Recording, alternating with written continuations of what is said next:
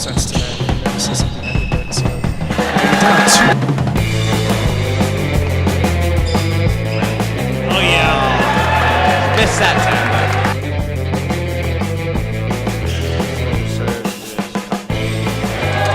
And that's the game.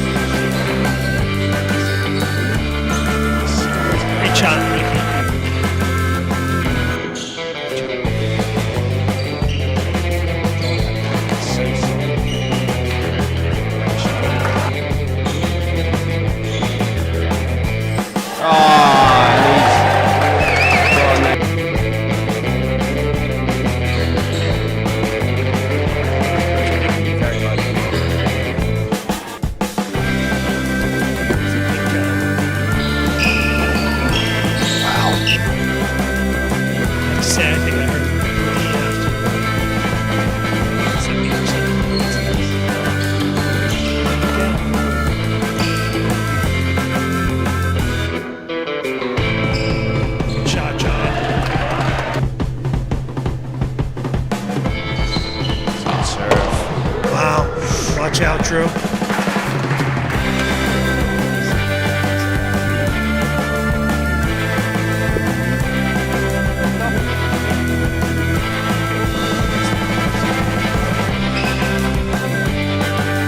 Oh dear.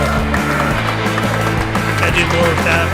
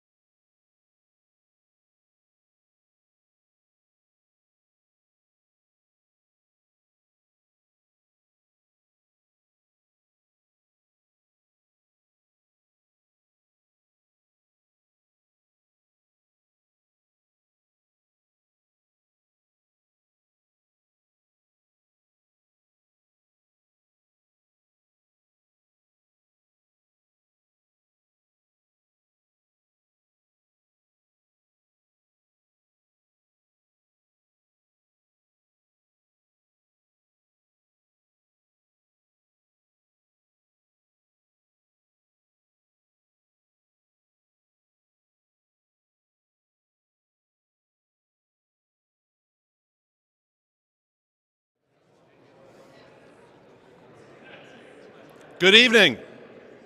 Hello. How's everyone tonight?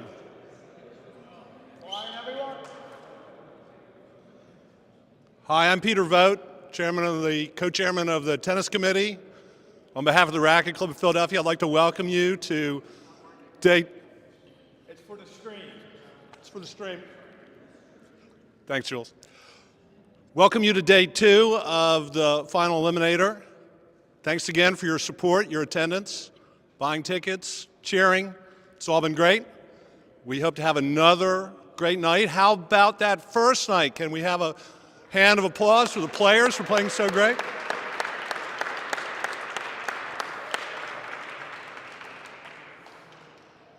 In addition to all of you for coming, I'd like to thank the Pro Shop once again. Ross, Eli, they put in a lot of work on both these Eliminators, and I think they're looking at it going, someday it could be us, so maybe so. Our sponsors, thank you. You know who you are. They're on the program if you care to find out. And Robbie, who does it all here, organizes the tournament, gives the lessons, is about to introduce the marker, is going to be commentating tonight for those of you out there in streaming land. So without any further ado, the world's greatest marker, with the possible exception of Andrew, and let's have a hand for Andrew, who marked a perfect match. So they begged me to talk longer tonight, but this is all you're going to get, and here's Robbie. Thank you, everyone. Thanks again for turning out. I think the crowd's going to be coming in. We sold it out tonight. Real quick, Mike Knoll is going to referee the match again tonight. He's going to be calling faults and balls out of court, and he'll call faults on this line here. We want you guys to get loud. So the atmosphere was incredible on Monday night. I think we can even get louder, as long as we're cheering after the rally is over. That's what we want to hear. So hopefully we can do that again tonight. It was fantastic tennis on Monday night. Well played, guys. And I think we're in for a treat again tonight. Serving tonight, or you guys flip again? Serving, head professional, world ranked number 6, out of Aiken, South Carolina, Nick Howell.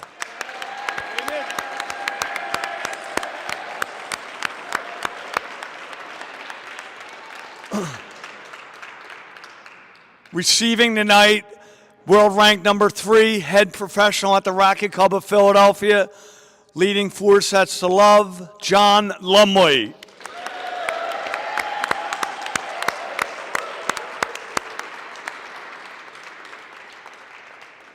Excellent.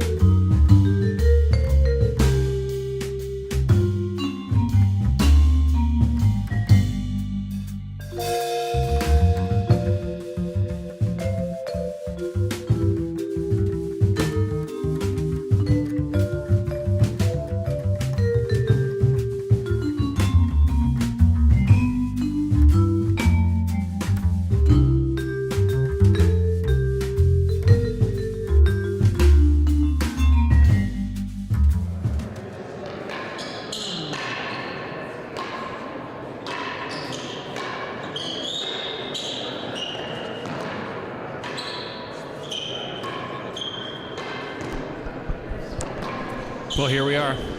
Nice to be with you, Jim. Here we are, the second day of the final Eliminator. We're here at the William Van Allen Court at the Racquet Club of Philadelphia. Peter Vogt and Jim Zug. Hey, Peter. Hey, Jim. We're here in the very fancy media booth that we built specially for this occasion. Very well decorated. Very roomy. Yep. We have drink service, food service. Yeah, we have people waiting on us. Pineapple drinks. Pineapple drinks. So, Peter, tell us a little bit about Monday as we get back in for the second day. How did you see what happened 2 days ago? Well, John played brilliantly, and Nick, I think, can probably play a little better, but he played well. I thought, and I said on the pregame before that it was going to be a struggle here for Nick because various reasons, including home court advantage. John has a lower handicap. John's been beating him head-to-head, and all that stuff proved to be accurate. Right. Do you see a path here for Nick to do better tonight? What do you think he needs to do here? Well, I think he's going to come out the beginning of this fifth set, the first set tonight, and I think he's going to really try to lay the hammer down, probably do a lot of forcing and hitting the ball hard and trying to sort of break John down a little bit at the beginning and see if he can push through this first set and take it. I felt like on Monday the key moment was at 4-all in the fourth set, and Nicky was up 40-15. He was unable to clinch that game, and that really was a key moment. In these long matches, these matches that go over 3 days, it's often critical to win that last set of a day, giving you momentum, giving you a little confidence as you go through that sort of 40, 46-hour, 45-hour break, and he didn't get that. And I think that was a key moment for John to come away with all four sets. So we'll see now if Nicky kind of reacts to those 2 days and really plays with more aggression and tries to pin John back down a little bit.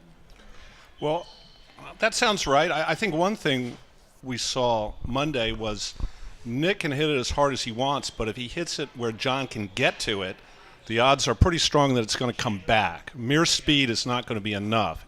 I think he needs to hit it hard, but he needs to hit it hard in places that John can't get to. The sides of the dead-ons rather than down the middle. The other thing that John is very good at, I think, for a right-hander, he's maybe the best I've ever seen, is around the tambour. So yep.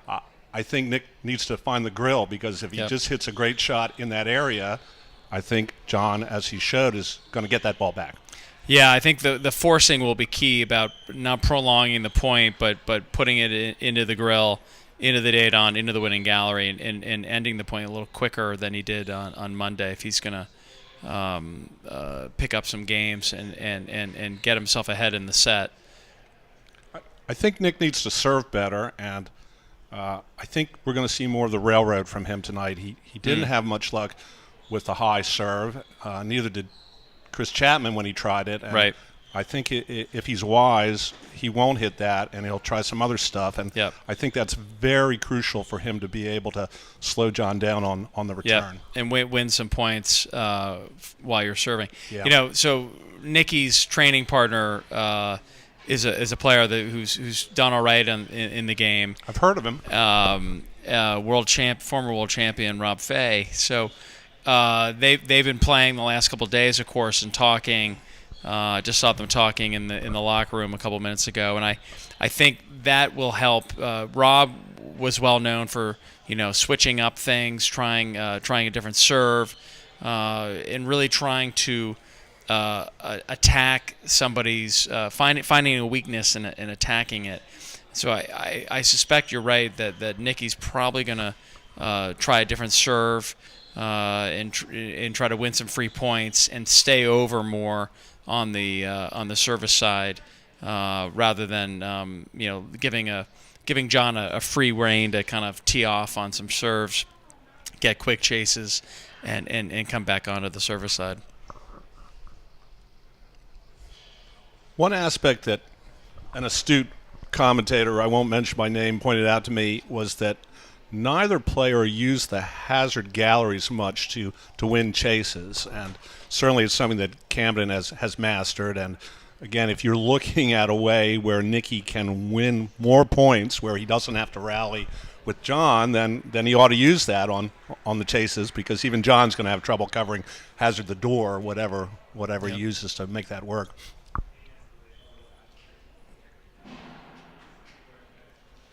So we have Andrew Lyons as the marker.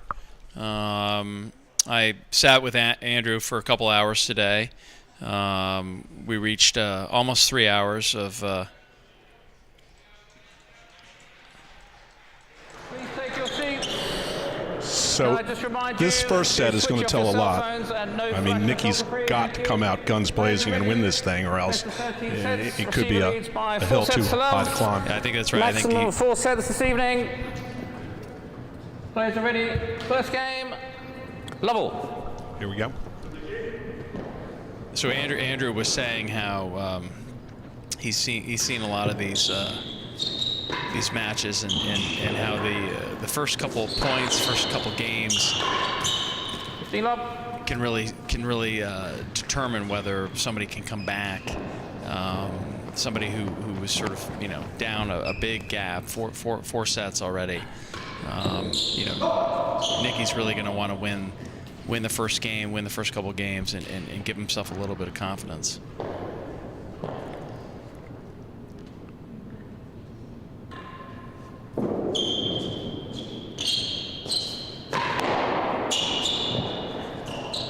Fairly up.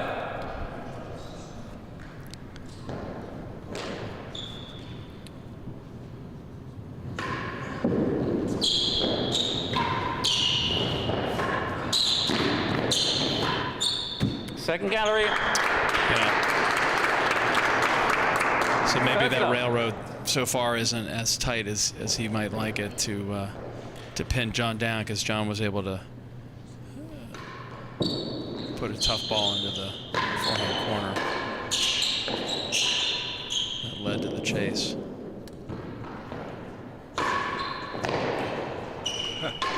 That's what I'm talking about.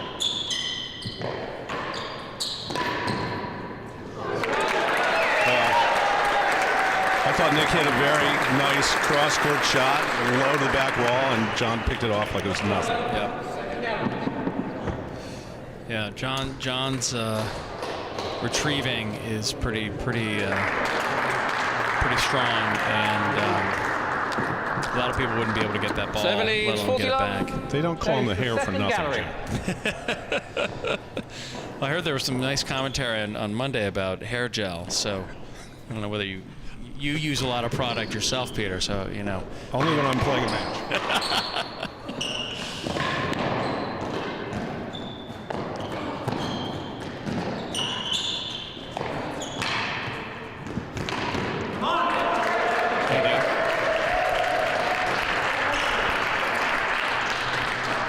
So the Sammy Van Allen court here is one of the historic courts in America, and we've famously hosted the 1914 World Championship with a member, Jay Gould. That was a humdinger, Jim. I remember it well. Yeah, you were a young child back then. In my teens. But that was a historic moment, the first amateur to win the world title, and here we are 109, 110 years later. Yeah, Philadelphia's had a little dry spell. I'm not sure anyone associated with the club very closely has won since, have they, Jim? But World Championship, I mean, Vergona came the closest. Yeah, that's right, exactly. So since then, having a pro, having a member, we haven't had that, and it's exciting for the club to have the first Eliminator and now the final Eliminator, and we've got a great crowd here, sold out, just a couple seats left, and sort of a who's who of court tennis in America's in the galleries. 15 all. And we have a small but enthusiastic contingent from Aiken. That's good to see. Yep. That's right.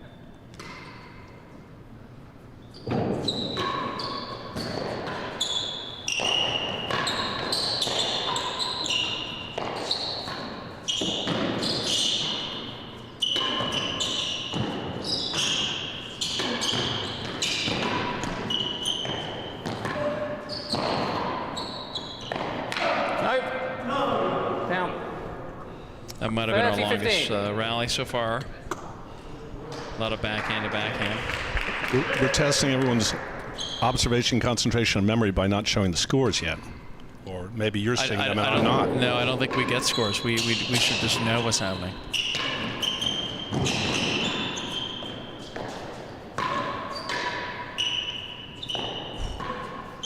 Second gallery.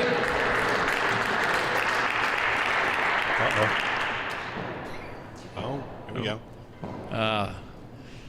Thanks, Rye.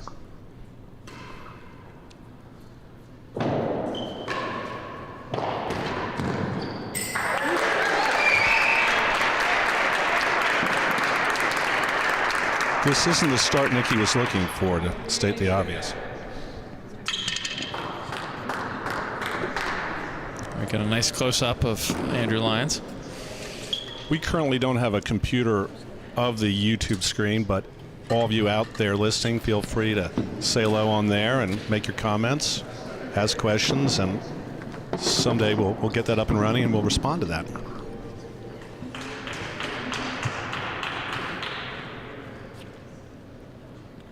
Receiver leads 40-15. Chase the second gallery.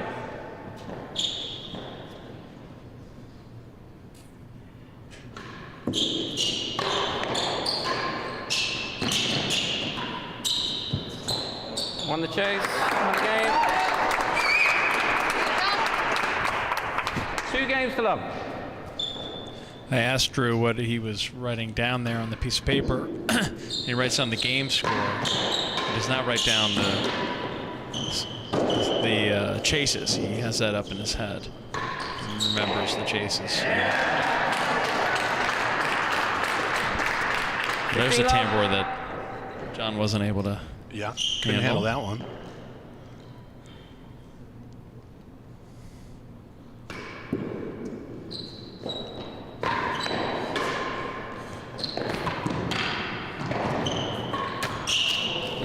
Well, 15-all. Jim, the few times I've disagreed with you, I've usually either been wrong or lost or both. But in a little debate we had a long time ago, I'm happy to see Andrew marking from the box, where all great markers Chase. mark from, and 7-3, where the best marking 15-all. occurs. I understand that there are safety issues which probably are paramount, but he does a great job there, and it's a little easier than marking from the dead-ons for sure. 30-15. He really is a part of the match in a subtle way, standing there, and it's much harder if you're sitting in the dead-on. He did tell me today that he has been hit not once but twice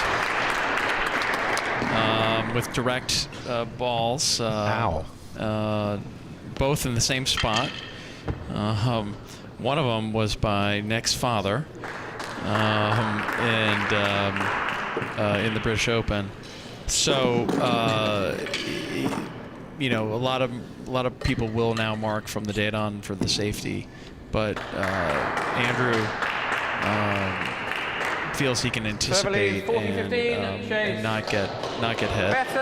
When he did get hit, he was knocked out both times, so it could have been quite scary. But he's confident and following what's happening and anticipating everything, and that's a nice serve. That's a win.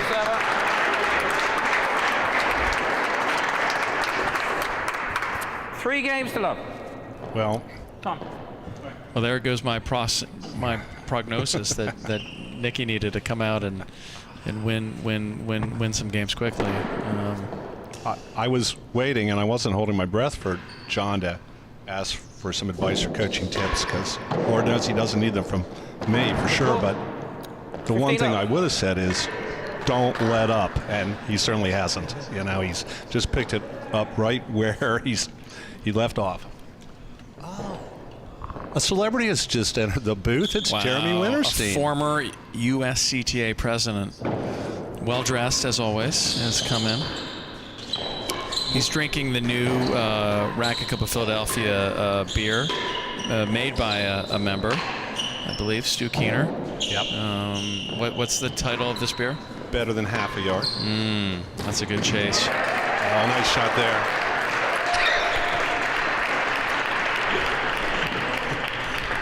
Two and three, 15 love. Mr. Winterstein's having a little trouble drinking it, but you know, by the time you get to the fifth or sixth one, it's much smoother.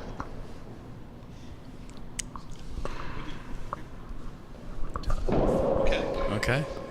Well, we're going to say goodbye to Peter Vogt. I'm leaving. He's I've got been replaced by a better for man. his wedding. Peter's been playing on this court for about 50 years? Maybe give or take a year or two, about 50 years. More than 50 years. Court has probably never looked in such good shape as it did. As it does today, except for maybe in its first decade or two. It's really beautiful. Can I get an acknowledgement that we have the greatest lighting in the world?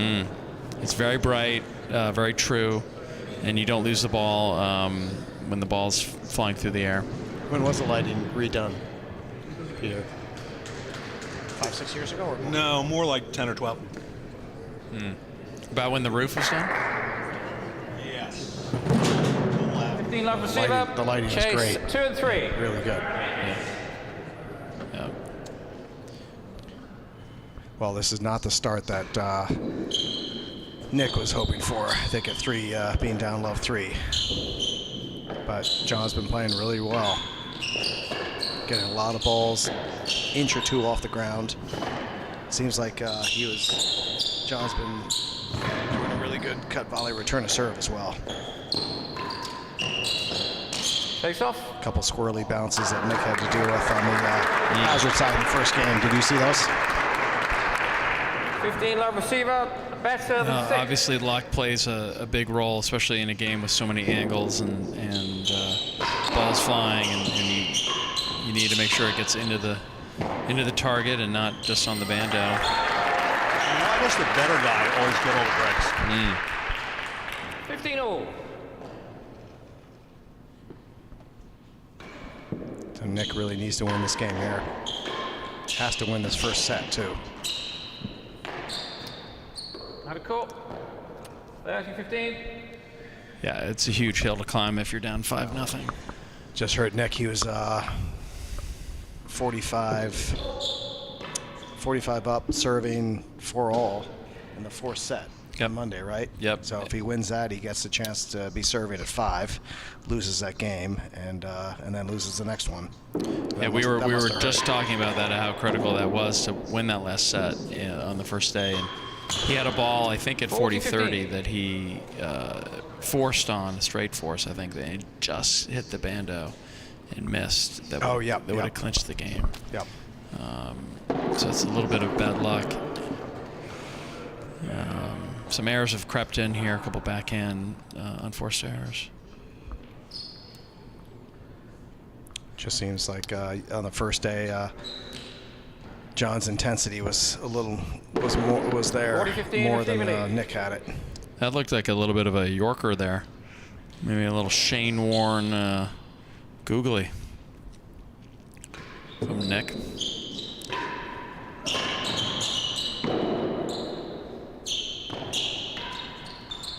Cross gallery. Good shot. Good shot by Lumley, taking the gallery there. So 2 chances here to go 4 love. 4 love in sets and 4 love in games.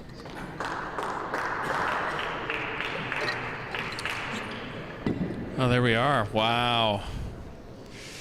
This is the 8th and 9th. I don't know why Ryan has done Zug in front of Winterstein. Well, it's alphabetically backwards. W should be in front No, of Ryan knows how to do No, that. Ryan's Alphabetically done this backwards. wrong. Thank you, Ryan. The U.S. needs a better streamer.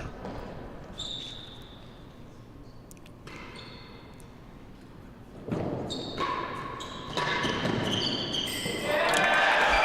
a big shot. Good shot. Game to serve up. 4 games To to see love. what Nick is doing here, if he's going to try to force it more, play it more offensive. Yeah, we thought he would be, and partially I think John's pinning him down. There's a force. That's a good shot. John's pinning him down a little bit. 15 love. That serve didn't pin him down. No.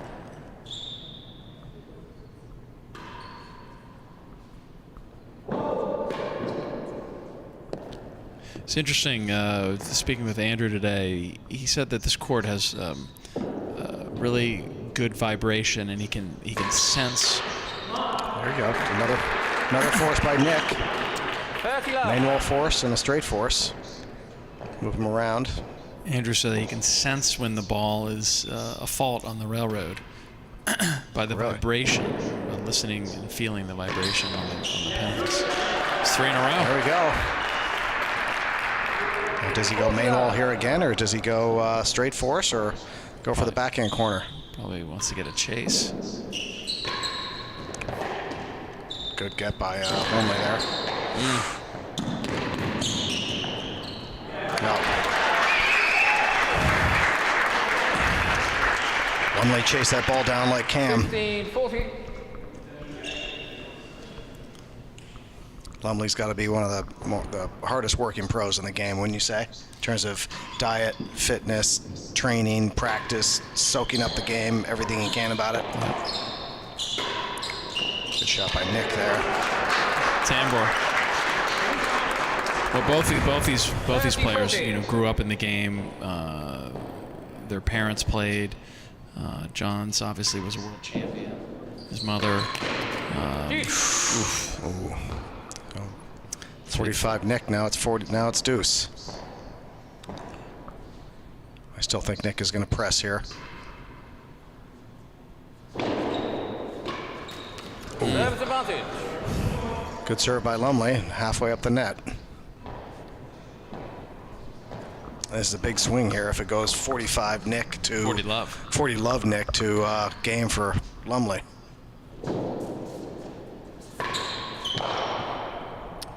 Good shot to get over on the other side.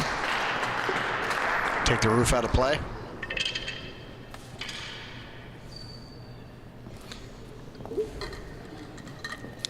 What has Nick been serving mostly today? Been doing a lot of railroads, and the railroad can work here in Philadelphia. It's not always a serve that is effective, but it can be. Chase better than the second gallery. Trying to protect last gallery. Ready for a railroad here. Won the chase, won the game. Good shot by Lumley.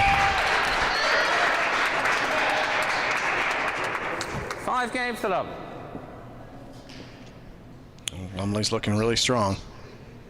Yeah, winning 5 points in a row.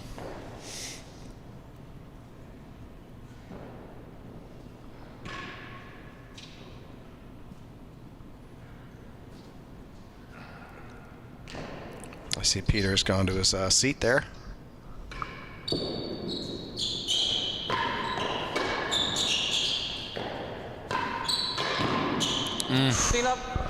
Different styles in play, wouldn't you say? Lumley tends to be low to the ground, really good feet. Nick's style is more of an upright stance when he hits the ball. Very different styles of play.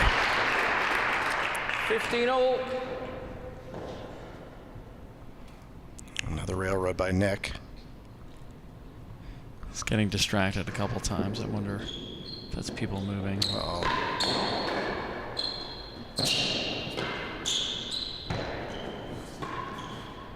There we go. Good shot. Target. Got away with that a little bit. That serve was good. No. One of the rare balls where Lumley gave him a big opening. It seemed like the first day Lumley didn't give Nick many chances at all to do anything with the ball. Lumley two-handed backhand there. Yeah, we see that more and more in the professional game on the hard balls. Right there, yep. Yeah, right there. That was a two-hander, right? Yep.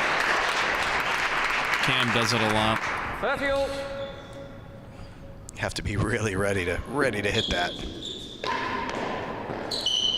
Worse than 3, 30 all. Another loose railroad. Yep. And he paid for it. You know, in court tennis, real tennis, it is one of the massive strategy discussion points about what serve to hit. And the last gallery. 30 all. You know, how to pin your opponent down. Don't let him do what you don't want to let him do. And so far in this fifth set, we're thinking maybe Nikki needs to come up with a new serve. Seems like 5-6 years ago, the top pros were doing railroads 75% of the time. Right. Now it seems that the pros are doing the railroads 15 to 20% of the time. So it's been a massive switch. Demi BKs and high side walls. I wonder what that. I think it's attributed to the fact that the cut volley has gotten so much better by all the players. Well, and the players are able to force off the cut volley, not only lay down a chase, but they're able to force the main wall. 40-30. Another error. Another error by Nick. Last gallery.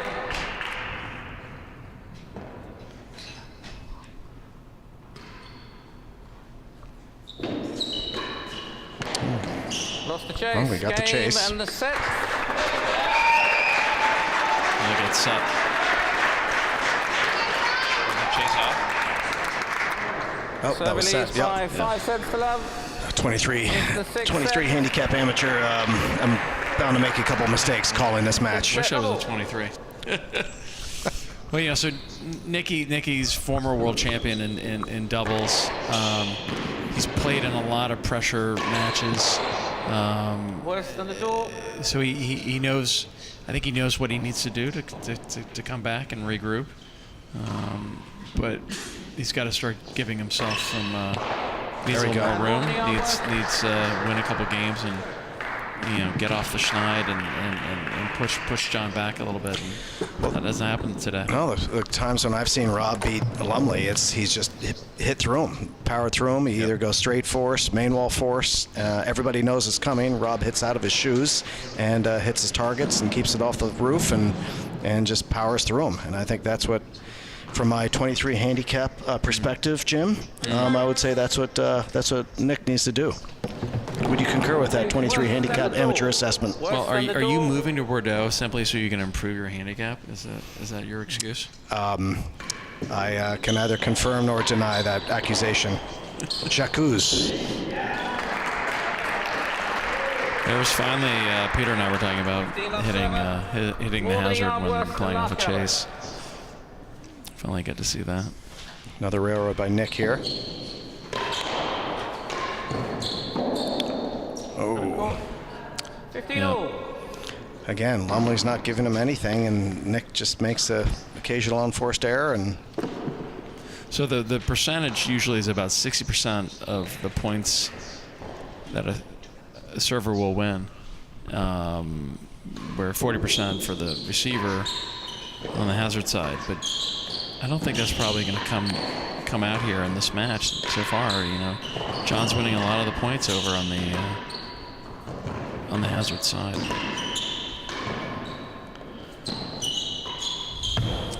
Good shot by Lumley there. Chance to hit gallery, he hit it. I do miss Tommy Greavy. Tommy marked with a Racquet's bat in his hand. That's how he cleared the balls when he was marking.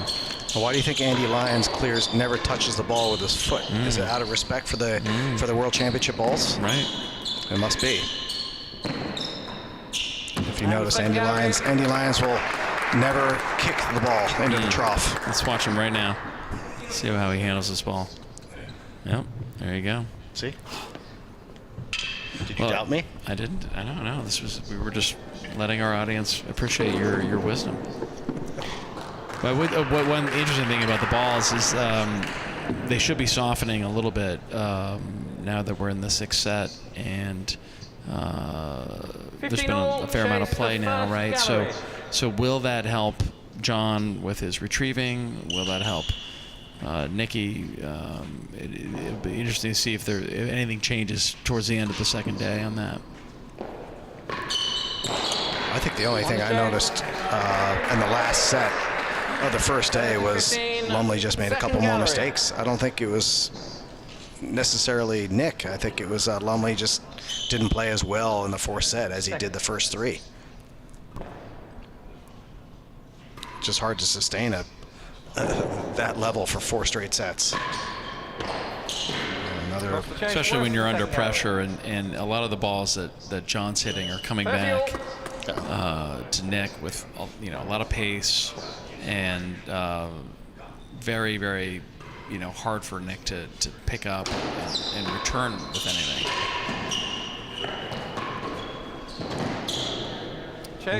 Good shot by Nick there.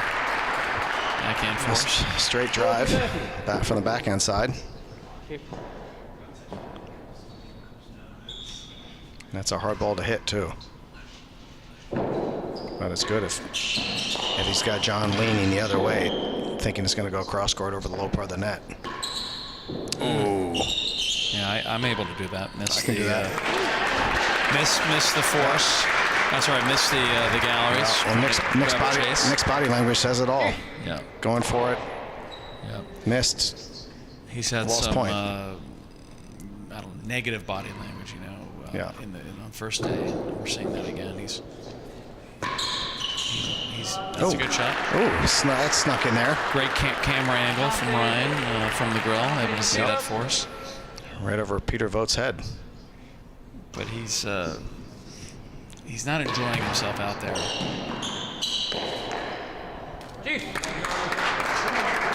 It just seems like Nick's return to serve has to be better against someone like a Lumley, who's going to get everything back and is going to make you pay for a loose ball.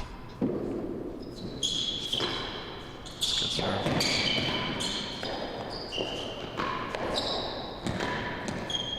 Yep.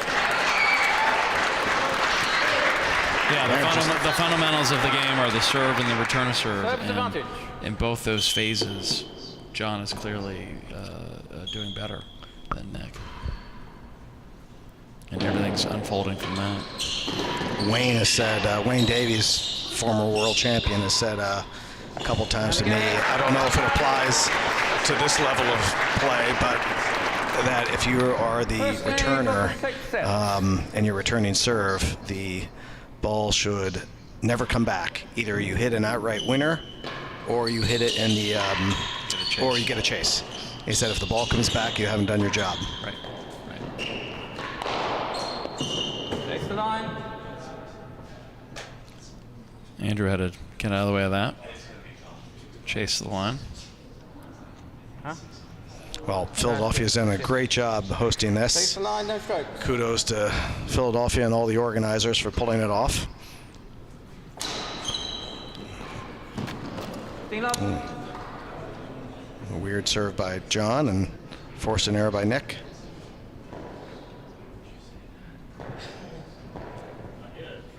Yeah, no, it's been a great event, great crowd. There's a wonderful court tennis community here at the Racquet Club, and wow. Great hands by John there. 15 up. It's got to be hard for 30 up. Nick to counter that. 30 up. It seems like Lumley's just putting more spin and more action on his serve than Nick does when he does the same serve. See, there you go. Well, opening. What's Nick going to do with this here? Another opening.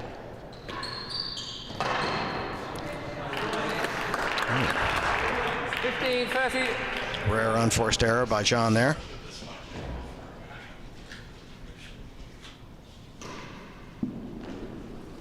The voice of our head professional Line here. is better than last year. We're going to get an upgrade from me here. No, I think from me. Here we go. Double promotion. It's time for the USCTA presidents to go. Presidents to go. Ready? He just dropped the mic.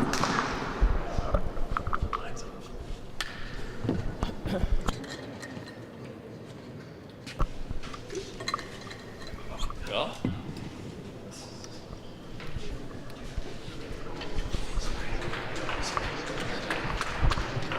Is it on? 1530 receiver, chase the line.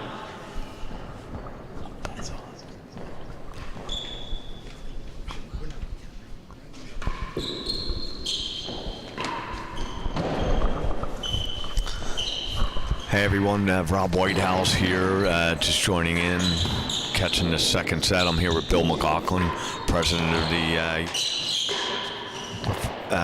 Preservation Foundation. Bill, what do you think? Did you see this one coming?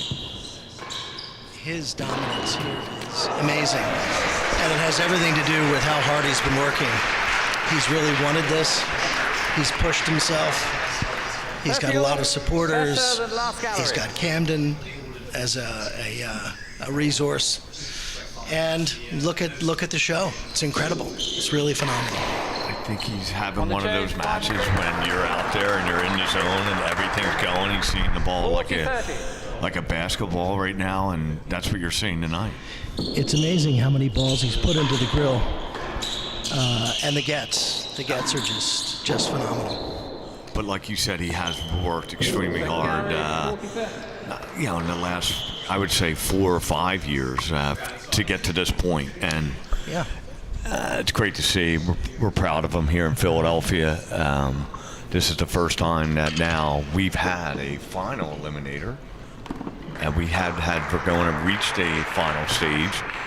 But if he gets 2 more sets the way it's going, I think we're going to have John Lumley playing Camden in September. Just amazing, just amazing. You know, Robbie, you mentioned the support. You've been a great guiding light to him all the way through. You run a great program here, obviously, world class. But the club has really come through for John. There are a number of supporters who've done a lot for John. The club itself has been supportive. And that means so much, I think, to a player when they're working hard to better themselves, but they know they've got a crowd of people supporting them. And Bill, I know you're preservation. You've been the USCTA president and the foundation now, but you spearhead a lot of that here at the Racquet Club, and it's great, sort of the old school way at the club, and you keep it going. So well done. Thanks. Yeah, it's a great tradition, and we have so many people that care about the game, and if we encourage people to play and support them, support the community, the results are good, and we're seeing that now.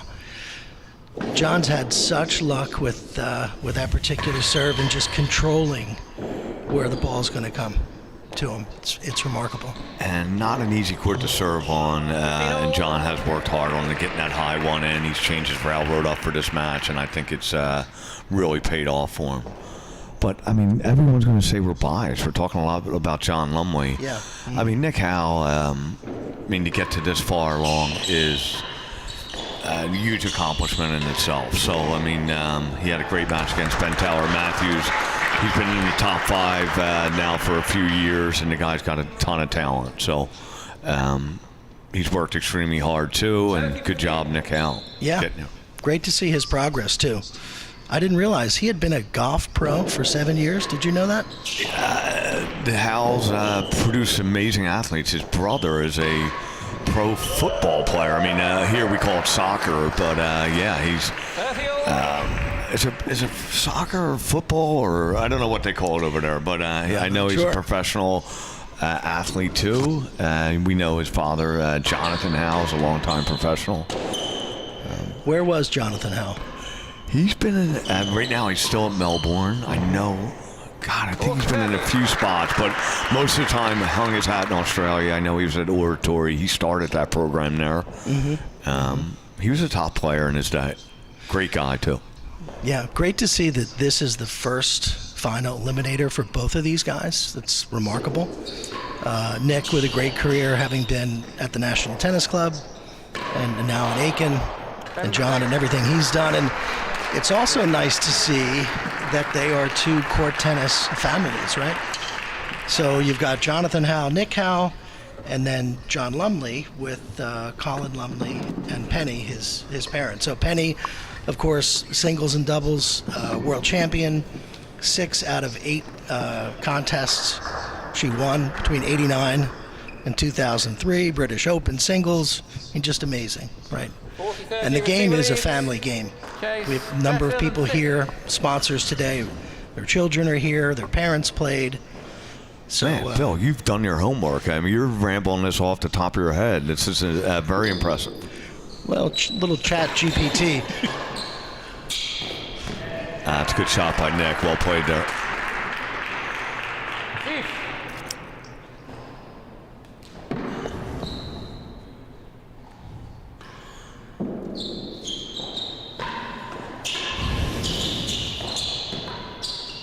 Another just missing the grill for Hal. He just needs to find some openings here, maybe get a little run going, and I'm rooting for him. I'd love to get it going here for him a little bit.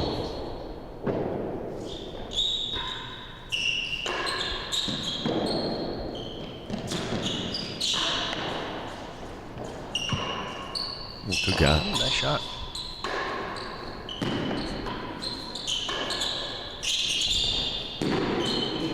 Oh, good missing the tan board by Hal. Add up with a chase.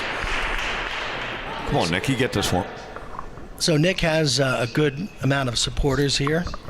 Jeff and Shannon Ellis. There's a rooting section for him that's over by Hazard First Gallery and the door. A lot of noise coming out of there for I Nick. see some national tennis, Winterstein and Doug Shear. I know the Sullivans came up from Aiken that showed their support for Nicky. And they're loud. Monday night we heard them, and I still think we're hearing them now.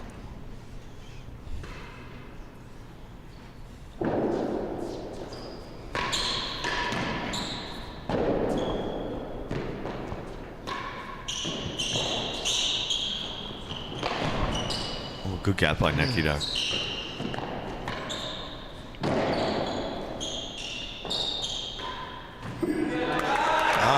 All right, there's that game you needed. So we're at 1-2 in the 6th set, and see if you can. Oh, sorry, that makes it 2. Sorry. So there are about 100 people here, Robbie, maybe a little more. We sold, yes, just over 100. Got a full house tonight. Oh God.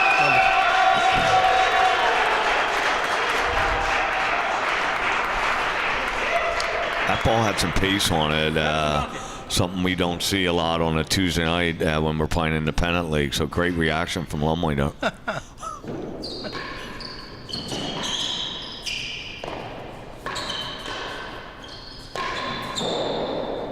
a cool. Okay, into server. And that's where you see him just going for too much there. That volley before he was on target, Lumley puts it away, and then that one he probably puts a little more steam on it and out of court unlucky.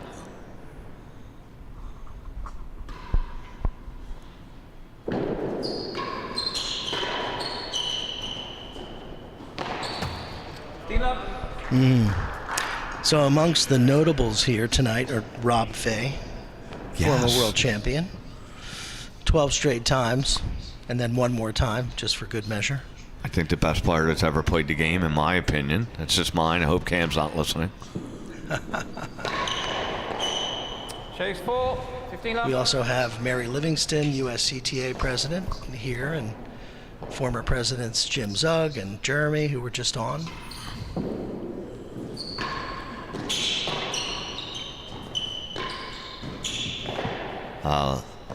Wow, what a gap from Lumley.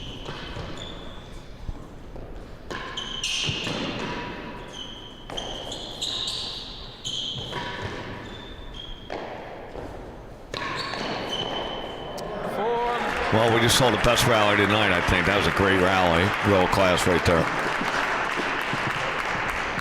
So obviously, Camden has been a big influence in John's playing, right?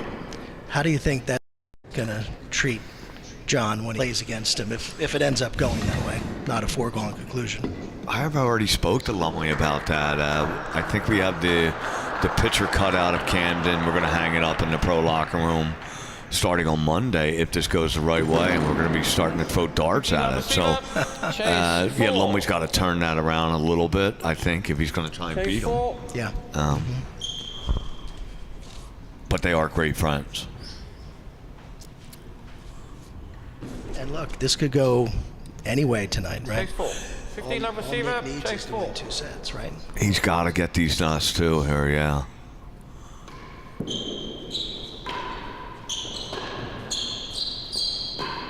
He's still fighting out there, which is great.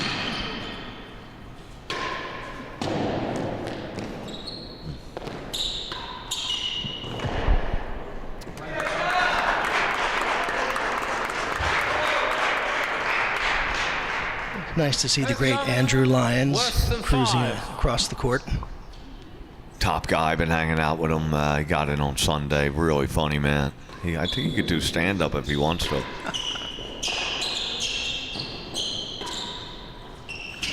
Nope. On the chase. That's where John's game, I think, has improved in the last 14 months. Those floor shots he's hitting from his backhand, he's gotten a lot better at it. The control and the angle and the length with spin. He's really at the top of his game with that ball.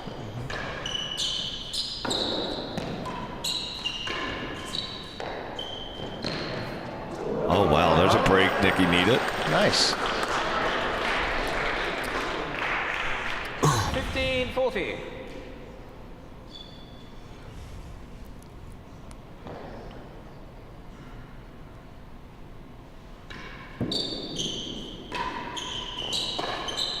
Game receiver. So again, a great job on the part of Philadelphia with the final eliminator here, and the other eliminator. Takes a lot to pull these things off. You've had great galleries the whole time, and you know, when you think about the modern World Championship cycle, you know, going back to really Rob, starting with Rob, and then on to Camden, Rob again, and Camden. You know, the U.S. is putting on a great show. Westwood coming up here. Going to be very exciting. Be amazing.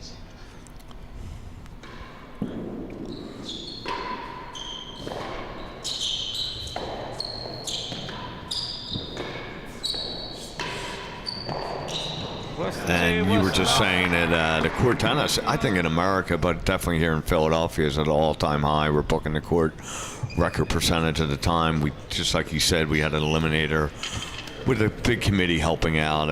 You know, Melissa Purcell and Peter Vogt are co-chairs of it. But to have 2 eliminators in a 5-week span at the field, it hasn't happened in my career here, but impressive that it was done. And the amount of support we got from the members and the court tennis community here was really impressive. Yeah, it is. It says a lot for the game. It says a lot for the game here in Philadelphia, but also in the U.S. Yes. Look, National Tennis Club has had the World Championship twice, done an amazing job. Jane Lippincott back, when was that? Back in 2004. And, you know, again, we are in the U.S.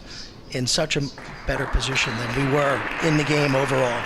Players, activities, the money being raised, it's just great to see. Very impressive. Being a pro right now is probably the best it's ever been. I did Lot 12. I just left that super event up in New York. It was amazing. Barney did a great job, and I know they had a lot of support with the USCTA and all the governing bodies in the game. So, and in the Preservation Foundation, might as well talk a little bit about that, Bill. You guys are knocking it dead. The amateur level is at the highest I've seen it in America. The amount of women playing, another all-time high here in Philly. I know that U.S. Open's taking place in Washington this weekend coming up. Penny Lumley's been grabbing some early morning court time up here to get ready for it. Oh, good. Good. But you guys have done a great job. Now you're getting some of those top guys. I think Noah Moats is going in Newport. I think it's great. It's phenomenal. And Pete Dickinson and Barney before him, and the Court Tennis Preservation Foundation, being a 501c3, can accept donations and make it tax deductible. And we've had great support from people. Our late great friend Tempo Grassi came to us a number of years ago, and he said, "What would you do if you had X dollars? What would you do? Give me a plan." And Jane Lippincott and Jeremy and Jim Zug came up with ideas, and that he was supportive. Others have been supportive. So our budget in player development now is probably in excess of $100,000 a year, and that goes toward encouraging juniors, women, high-level players. We fund the Clothier Cup teams, the Van Allen Cup, and we are beginning to do more for professionals. The foundation is not able to pay toward prize money, but we can pay toward development, and that is lessons or events that showcase the game to the public. So the foundation is really looking to expand that, and all of us on the foundation board realize that the core of the game is the professionals in every club. Wow. And it's Lumley is just not missing tonight. It's he's in one of those zones. It's impressive. Nicky's running into a back wall here. He's getting everything back. Nicky's best shots are coming over the net.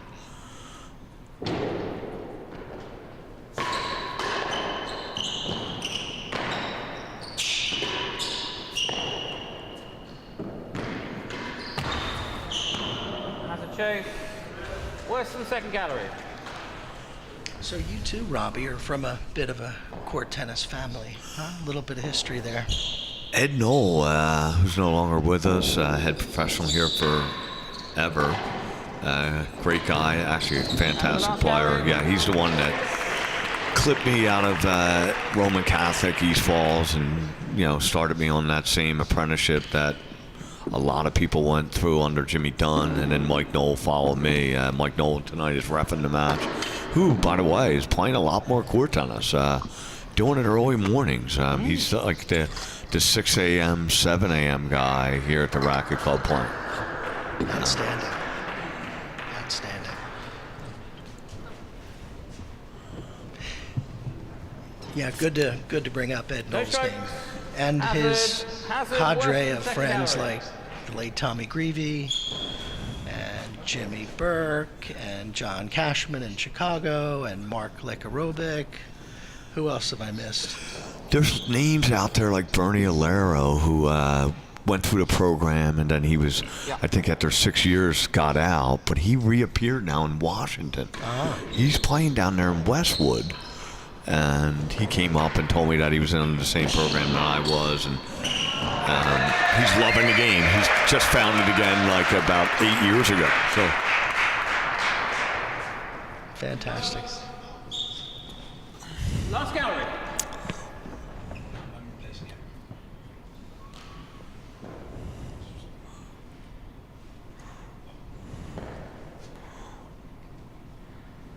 let's see what happens here. What do we have? 15 love. We got a chase. Nicky's still fighting out there, which is impressive to see. And Lumley is just not missing anything.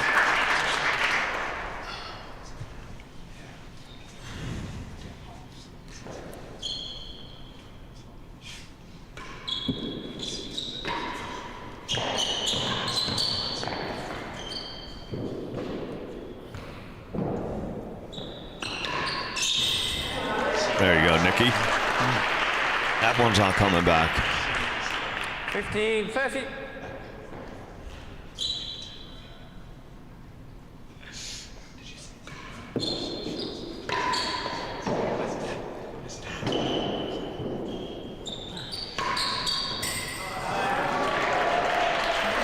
Deja vu. A little fire. 30 all.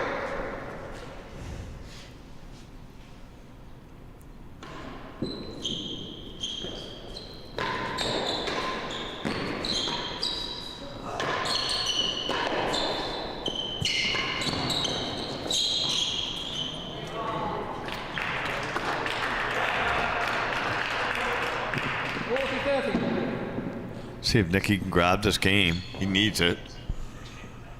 I think we're going to get relieved in a bit by Freddie Bristow and John Crow. Both have been helping Lumley. There's been like a training regime team here in Philadelphia, and these two guys both are hitting the ball well. Bristow got to the finals of the U.S. Amateur. Kroll is playing below 10 handicap, and it's a nice ball. They've been out there doing 2-on-1s against Lumley and getting them ready for this. So those guys did a great job getting Lumley prepared.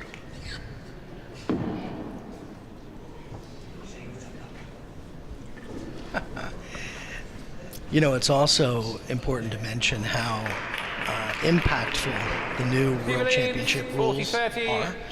And when I say no, I mean new, back to like 2002. Okay. This whole cycle is so great for the game. It was a lot different before. I was involved in the formulation of the new rules. And the IRTPA, the World Championship Committee, the USCTA all do a great job with this. And it's really lifted the top of the game, pulled everybody up. And it is neat when they come up every 2 years and having the 4 players play off. The formats are really cool. They've been done different ways depending on the bidding process. We obviously got lucky and won the bid for the second go around, but there's been times where they've been home and aways. And but this having Lumley play both matches here in Philly, he really wanted it, and like you were saying earlier, the support he got made it all happen. So.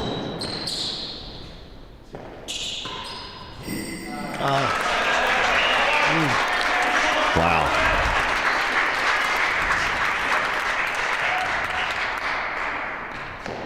Service advantage.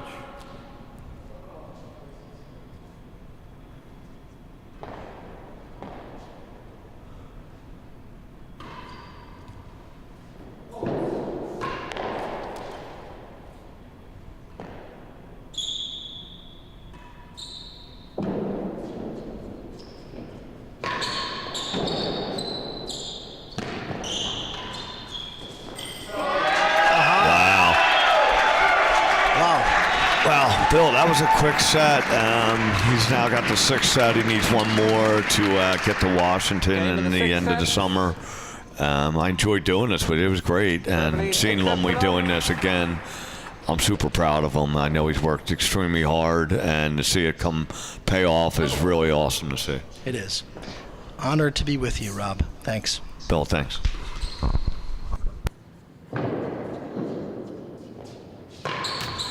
Steal up.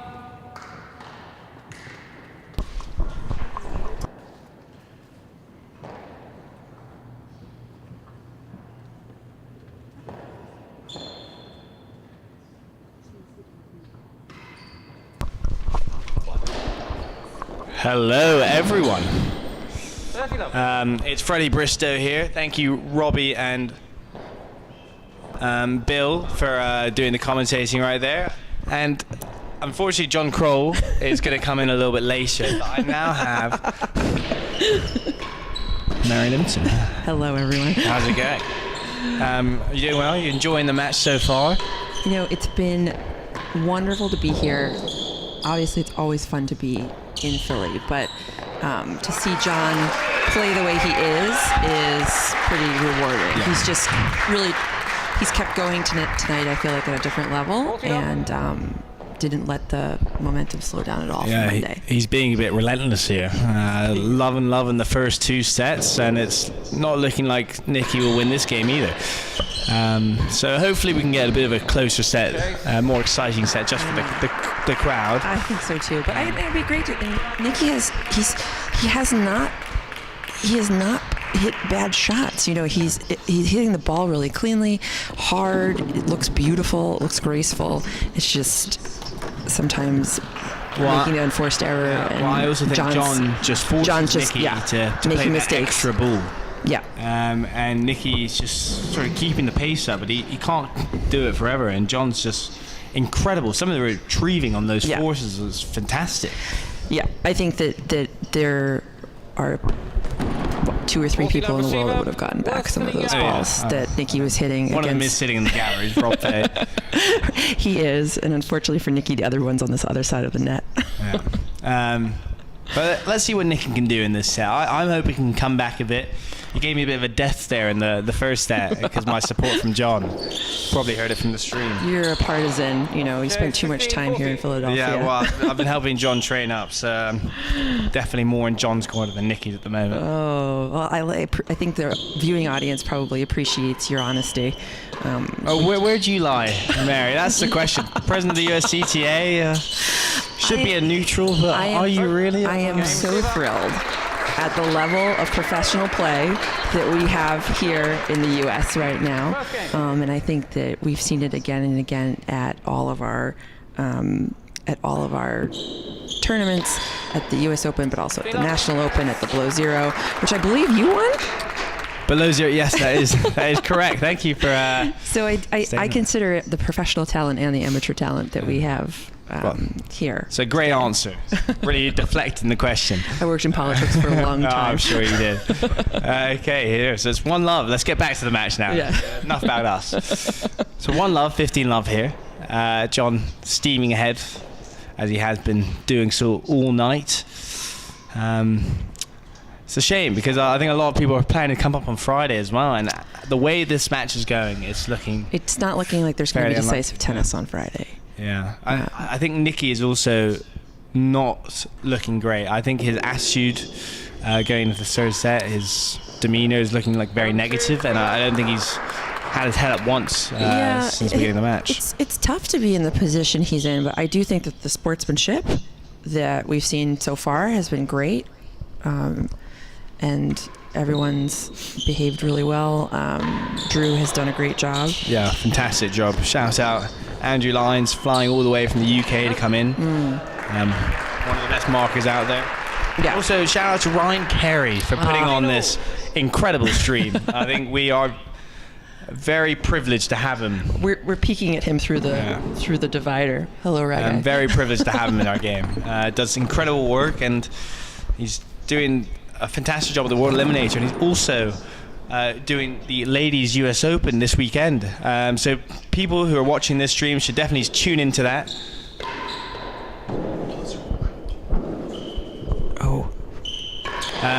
Yeah, people should definitely tune into that match and that tournament, and there should be top level talent like it's Claire, very Leah, exciting. they're all coming. We're very excited to see them in DC. I'm looking forward to being down there myself. I actually had to choose this over playing, unfortunately. I hoped I could squeeze in the doubles, so it's especially sad that Friday's not looking great.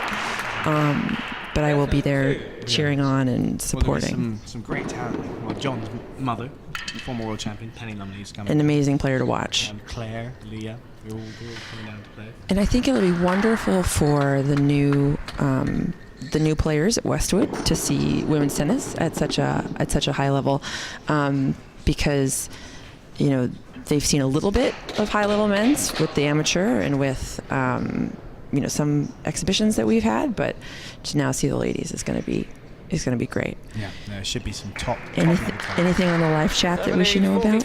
Nothing recently. I think this is all pre our time here, but we'd love to hear from you guys. So if you guys want to get involved, add something in the comment. Got any questions from me, Mary, or what's going on in the match? Just please let us know. Love to hear from you guys. And here we go, back to the tennis again. We seem very distracted. It's all right. They can see how. Across the chase for better than 3. He lost the chase there, and that's 2. This is spiraling out of control. 2 games to love. I think Nicky's got to do something miraculous to really get back into this match. Freddie Bristow is clearly taking a commentary style of telling it like it is. I don't know if I can soften that one. God, Nicky there with the power. Very questionable if he's in the hazards or not, but he's managed to force it straight back to the Dunlop. Well, there have been plenty of examples of Nicky's power in this match, despite the result. Yes.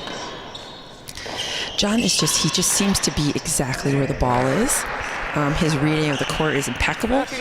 I think, so at the top level, they say the home court advantage doesn't make too much of a difference.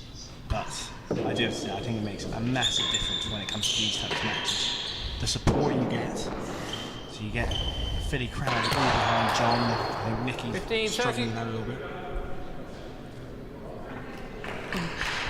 Sorry, we're having technical difficulties. Okay, hello. We're getting mentored. Yeah. I didn't know how to use a microphone. We're not actually professionals, No. FYI, guys. First gallery.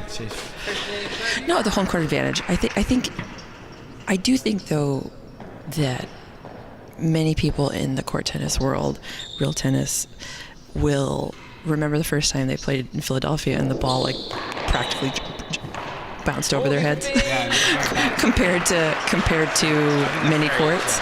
So I do think that in Philly, that time that John has spent can't be hurting him. It suits his game as well, the bouncy court. John's able to get a lot back. When I say a lot, that's an understatement. Understatement. Yes. I think every time. But he hasn't just been getting them back. He's been hitting these clean, beautiful, well-placed shots. And that's where it's just too much again and again. Okay, I've got a question from Ben Coulson, who is the current Racquet World I Champion. do, yeah. So, what would you do? And the game. Well, so it's a tough question. First, I'll get my head up, get positive. That's well put. Just got my first game, 2-1 here. Yeah. And be like, One game to two. no, this is best of 13. It's best of 13. It's such a long format, and that's what it's designed for. It might be tough to get. James? Yeah, well, there'll be 7 sets in a row. Oh, gosh. You know, you got to go for it. I think giving up is the worst thing. Well, and when he's done well, it's because he's just hitting the targets again and again, Chase. and moving the ball around the court, and just getting that extra bit of timing. I think ahead of John, and so if he can get a little extra firepower, maybe. I hesitate to say that with Nicky because he always hits it hard, but that little extra edge, he could maybe get a few games, and that would be great. I think John's got to be slightly careful here in this set. Just because I think whenever you're in the final set, you're like steaming ahead. So he's 6 love ahead at the moment. He's got to be very careful to not sort of let his level dip. I think a lot of the time we saw that yesterday. Not yesterday, Monday. We saw that again in the match against Chappers. Last set was always the closer one, or the one that he lost. So I think he's just got to keep that level. Like, for example, he's already lost a game in this one. It's the worst he's done so far today. Yeah. So he's got to make sure to keep that focus, make sure he's still hitting his lengths, hitting his targets, and really concentrate on hitting the right shots. 15 love. Chase, I think that's right, and I think he's proven his physical game is in tip-top shape, and he can hit every ball, and he can get to everything. And now it's just the time to close it out and show he's got the mental game and the attitude. And, it'll be a warning for Cam if you can get this one 7 love.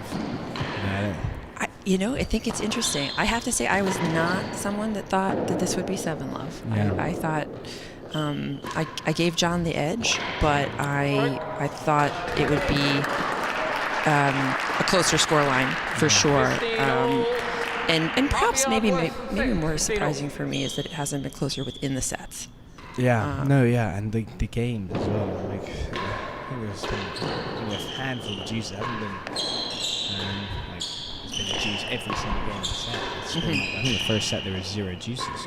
So it has not been back and forth. There have not been a lot of ads or anything. It's a good shot there from Nicky to go 30-15 up again. What can he do with this? 2 and down, but 30-15 up in this game. He should probably get a chase and come over to this side. Fantastic 4th game. I feel like telling over here. 40-15. What would you call it? 4th game? What do you mean? I call it the fantastic 4th game. Oh. It's the all-important 4th. Ooh, that's interesting. So every game is important. I do think, what was that on Monday? You probably remember better than I, but Nicky lost the game. 7-second gallery. It would have been 3. He went to go down 5-2 rather than 3-4, and I think that may have been a turning point in the match. I can't remember if that was the second set. The excellent 8th game. Yes, I do know what you're talking about. And because I felt that Nicky did have a lot of momentum at times on Monday, and especially there was that one moment I think on Monday which was a game changer. So he could have gotten that 4th set on Monday, and it was 40-30 up, 4-all in that 4th, and he hit a 4th. Everyone thought it was in, and it hit Better the than the ledge. second gallery. And it topped up. John managed to win the point, managed to win the game, and eventually went on to win the set. And I think that point would have gotten him 5-4 up, and it's just a big difference there. But also, on the flip side, big difference in terms of showing John what he can do, for his confidence, for, his attitude going into future matches of, never really down, never really out. 2 games all. Get every game. Ooh, I'd love to see it. 2-all. 2-all. So we have a longer set on our hands. Yeah, what could Nicky do this on the serve? He's hitting a few more railroads in there, though he didn't hit a single one. Yeah, there he's got him. I wonder. He's building some confidence. Can he keep the momentum, carry forward? I think as we enter the famous 5th game. How many F adjectives are you going to come up with? Oh, I've got many. The all-important 5th, as they like to call it. But it's a crucial game to go 3-2, whoever can go up. Yep.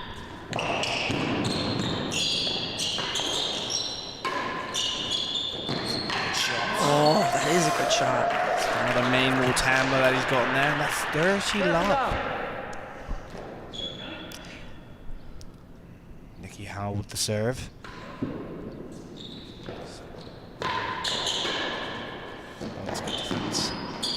It's a smart shot. Smart shot. Gone for his second arrow, get back on that service end. And they say if you're on the service end, it adds about 5 points to your handicap, so it does make a big difference. Really, I've never heard it quantified in that way. Interesting. Well, I do think that John has played very smart tennis, and also hasn't been afraid to do sort of, in baseball what we would call small ball, of hit the chase into the gallery. Don't go for the flashiest shot. Yeah. Like, get onto the other side. I think when you get to that top level, you start to become a bit smarter about the game. Just because, I'm not quite at that level. I just like to hit it hard. I've been told to hit the galleries many, many times. But sometimes that's the way to play it. You need to get on that service end if you're stuck in the receiver. 30 all. Okay, now 30 all now. Yeah, could it be the greatest comeback of all time? We don't know. We'll have to wait and see. 30 all.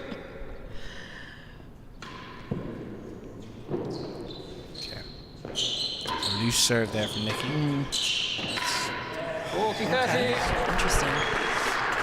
There's a few good shots there from Nicky, getting that timbre. I'm surprised John didn't get a few more than that. I think John, off that timbre, is one of the best timbre retrievers, as a righty especially. I hadn't thought about that much, honestly, prior to this week, but he has shown again and again this week. It's just boast off that main wall timbre. Yeah. It's just phenomenal. Yeah, he, on this court, with this pace, he is just getting to everything. Yeah. Let's see what we can do on this side. What's the upcoming schedule for the USCTA looking like this summer, coming up to the beginning of next season? Well, we have the annual meeting on June 10th via Zoom, which everyone is welcome to attend. But then, of course, the big marquee kind of end of the season is the pro singles in Newport, and I think they're expecting a good turnout. And there goes, Nicky. Big Mo. I'm a big believer in momentum. So let's see what he can do. 3-2 now, And turned it around. 2-love down in this set. And speaking of critical games, as we have been, I think if he can go up 4-2, there's a big difference between 4-2 and 3-all. The sensational 6th game is one that comes to mind. Did anybody know about Freddie Bristow's alliteration skills? If you've been watching any of my commentary previously, had much practice. I haven't. I've actually been at the tournaments you've been commentating. Well, on you most. did get involved. This is our second time as a commentary duo, I think. We pair well, many would say. But I've sort of made my trademark, talking about how important each game is. The Bants. Yeah, Freddie, I think of nothing less from you. Yeah. Thirsty loving this game. Oh, Nicky. God, I might have to get back out there and start cheering, get in Nicky's head. I know. Well, maybe he's missing you. God, okay, 3-2, Thirsty love up. Have you been his primary hitting partner? John, yes. Yeah. Yes. Replaced Cam. Cam wasn't quite good enough for this week, so we thought about bringing someone slightly better. Well, I think you've got Cameron on the bench, so that's probably for the best. Fortunately, Camden had his wife's graduation, so I've managed to get a free seat in the gallery, which is great for me. But no, John's been playing well. We played last 2 weeks straight, and it's just every time we play a practice match, it's absolutely smokes me. So I'm not too surprised with the result here because I just know he's playing so well. I haven't seen Nicky play recently, but Nicky played really well to get past Taylor Matthews, I think, and that was quite a close match, and I think really eked it out. So I think that's one of the reasons people were surprised that. What a shot there on Chaser Yard, 40 love down. That was John resilience. can come back to win this game. That'll be a huge mental blow for Nicky. What can he do?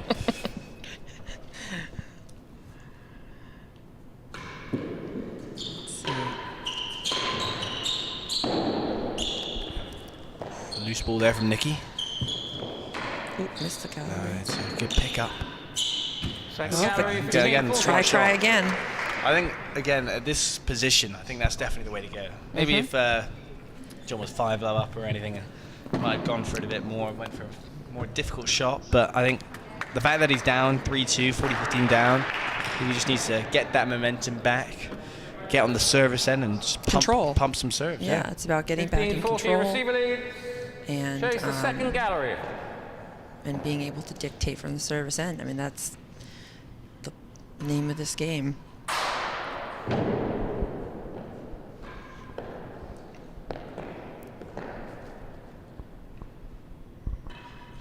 Here we go.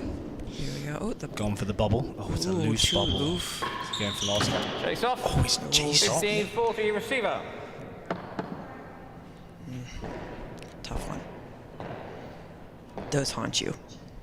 Yeah. So 40-15 up. Again, if I was Nicky, get the chase, keep the momentum up. As I've said for John, you just want to stay on top of this.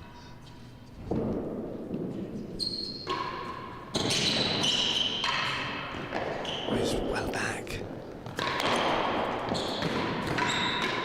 Oh, that's a great shot. Oh, has he gotten that back? Oh my God! Incredible tennis, Riker. Oh my God,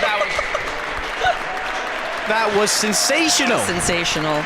Some brilliant tennis. Wow. Brilliant retrieval from John. Yeah, I mean, great offense. For you viewers and for us, we're seeing it on the monitor from John's point of view, and those balls just kept coming back. Wow. Didn't know how he did it, but One too many. One too many. Now Great job, taking the Nicky. advantage in the set, 4-2. Big time. I think when we sat down here, we weren't expecting this. I think we came in 2 love up. Well, I'd like maybe with a bad luck shot. Maybe we should get out. I feel no. like maybe I've got to get back in the crowd there. No, Frey, I think I'm a good luck charm for more tennis. That's what. That's my role here. Unfortunately, I'm here for John to win, so I might have to leave soon. More tennis, more tennis, more tennis. Glad there is something more to watch here. Maybe it makes it slightly more exciting. So if Nicky does creep out this set, there could always be. I hope he's not. I hope he's not overhitting now, though. No, he's got to stay focused. Yeah. 5-2 is better than 4-3. Yeah. As we enter. Okay, that's bad. 15-30. Sexy 7th game. 15-31 chase. More than the elbows. Okay. 30-15. But going back, I hope people will watch Pro Singles streaming from Newport. It's going to be a wonderful tournament as always. Ryan, the most important person in the game. I believe Ryan, you're going to be in Newport, right? Yep. Yeah, the most important person in the game. I don't think anyone quite does it like Ryan. No, we have come so far on the streaming. We're so grateful to Ryan, and I think it makes all the difference in the world that someone is handling the streaming who knows the game, because it's just such a bizarre game to orient yourself to, and to know where to look and to know where the players are going to be. And obviously Ryan's elevated that to We are a different level. very fortunate to have him. We are. And I think it's improved the sort of the world. Like, though Ryan doesn't often go to these other countries, far away, a lot of work. But I think the UK started doing better streaming, just improving the standard everywhere. I think that's right, and I think it was a lot of trial and error. And I know it was Ryan fighting a lot of bad internet connectivity at different points. But things are getting better and better, and we can't wait to have him stream the World Championship in September on our home court in Washington D.C. And have you already talked about the Washington court? You got to play on the US Amateur. I quite enjoyed the court.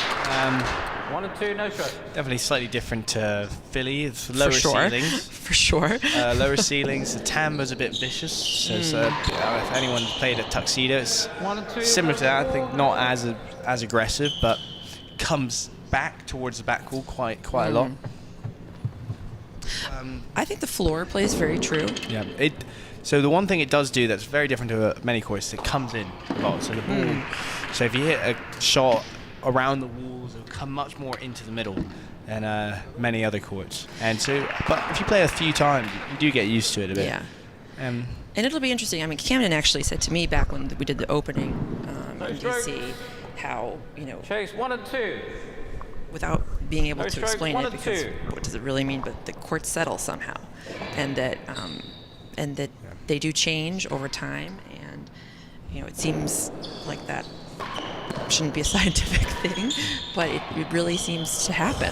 15 So, 15 love Chase. so who knows what'll happen between now and September. But I think it's a great court. Like, I've definitely played on probably worse court setup.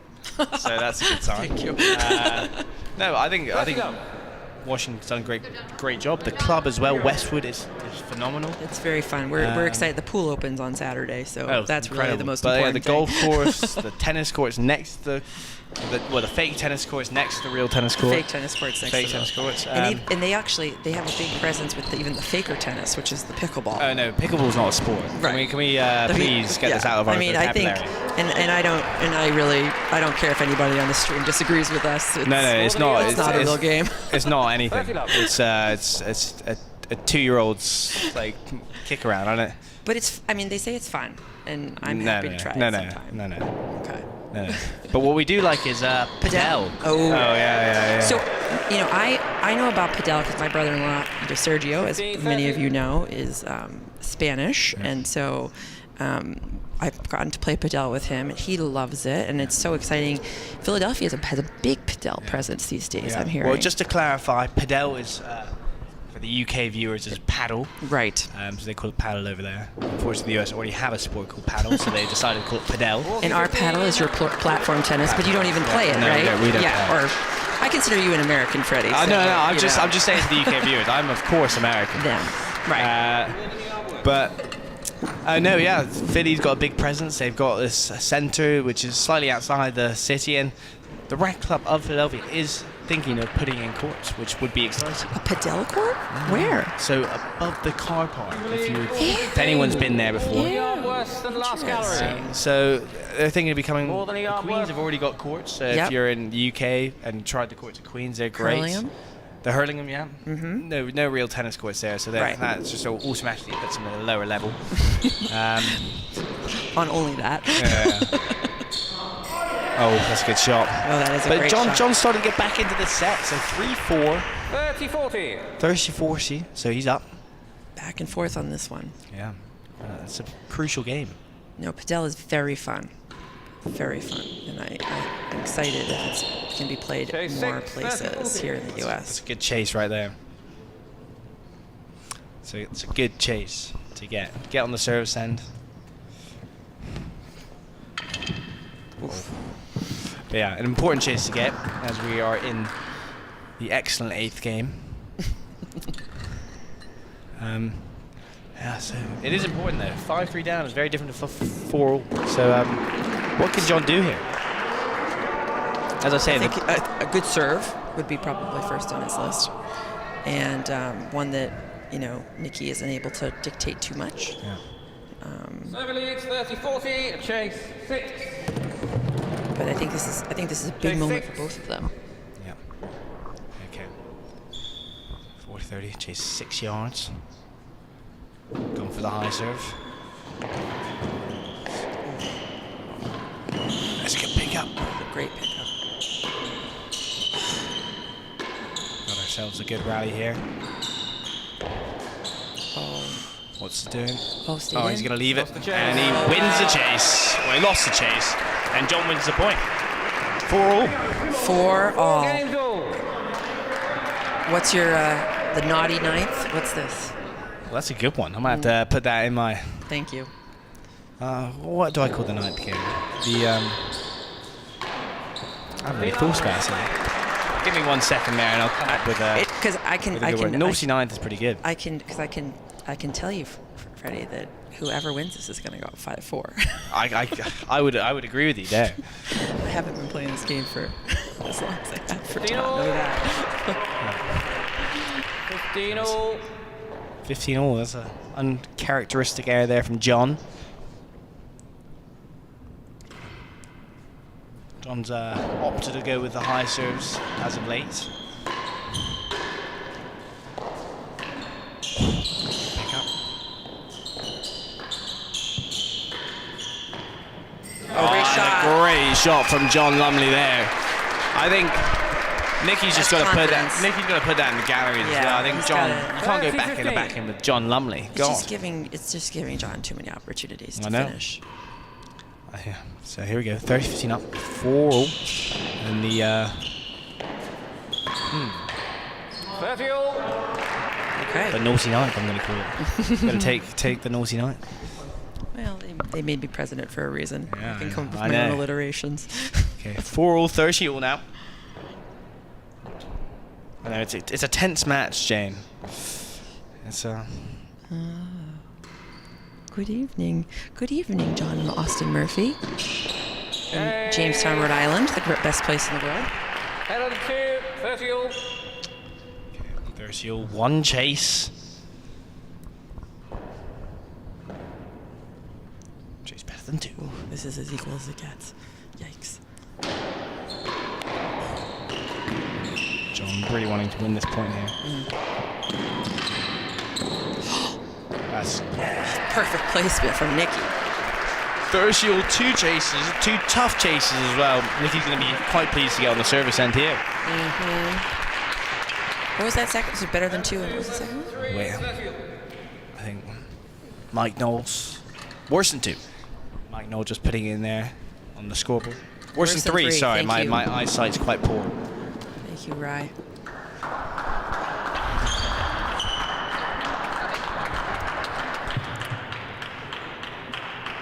All best in 2. 30 all, chase Now this would be a better than 2. big point for John to win here on a tough chase.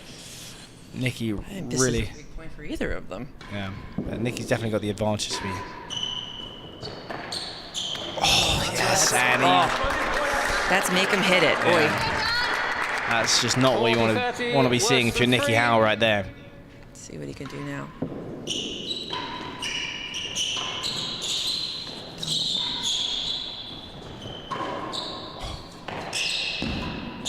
John's just so good at placing that.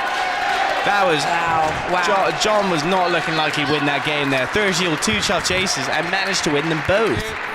And John's just so good at getting that ball to get on the floor and cut it down on the back. There's just no puzzle he can't solve these last 2 days. He's just. That's a good shot. No, it's just above.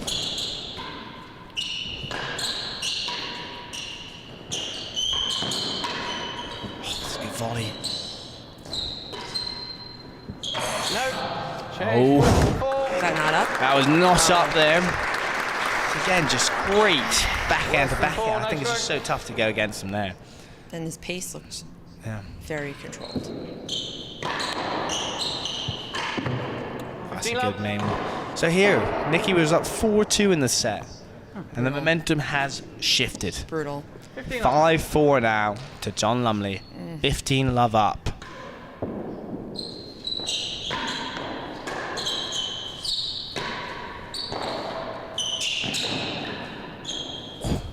kicked up there.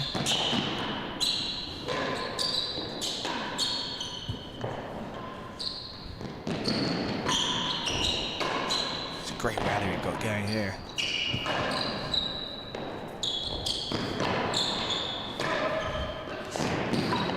Oh. Wow. Oh. Fantastic shot. Wow. It's just everything's back. Control. I wish we had like in lawn tennis where they have the shot counter. Yeah, I know. 15 all. I think it was about 15, to be honest. That sounds right. Might start counting my head. Ryan, can we please have a shot counter?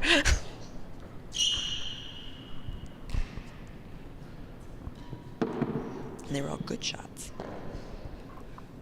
Yeah, no, nothing on the penthouse. Big point for me. Oh. That's crept in to the court of the dead on. Yeah, that's Well, at least crept for in mine. there. 30-15 here. And a good chase for John, so this is a big point here. Well, this is a big point. He's got it. Worse than 4. Smart, solid. That goes back to the willing to take the smart shot. So 30-15, 2 chases. John Lumley on the service end, serving for the match.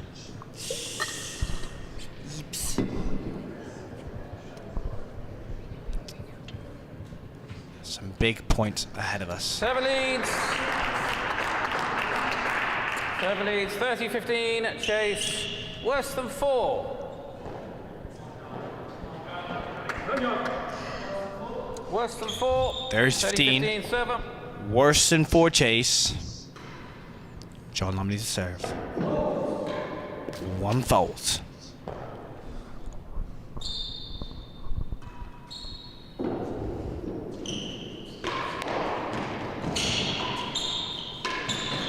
Oh, that's a great shot. That control down the line was brilliant from Nikki. 30 all. Love the way he's gallery. hanging in there no matter what happens. 30 all. Second chase is lost gallery.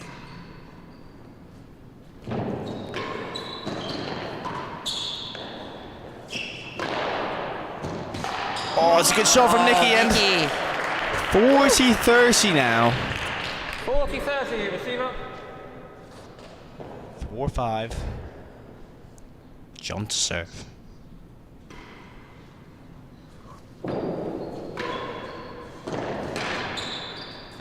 a great pickup.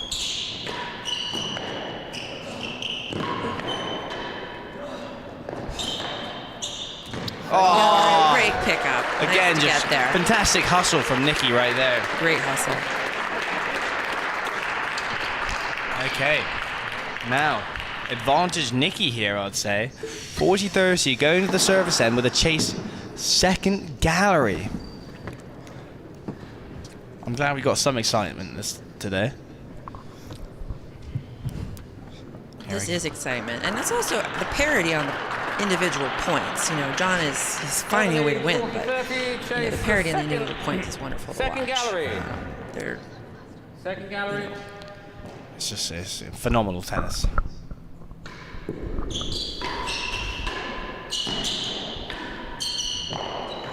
love that two-handed backhand. I know, so good. Oh! Oh! And the winning gallery to make it 5-all in the sexy 7th set. Oh, I love it. So what's the 5-all? 5 Jeez. games all.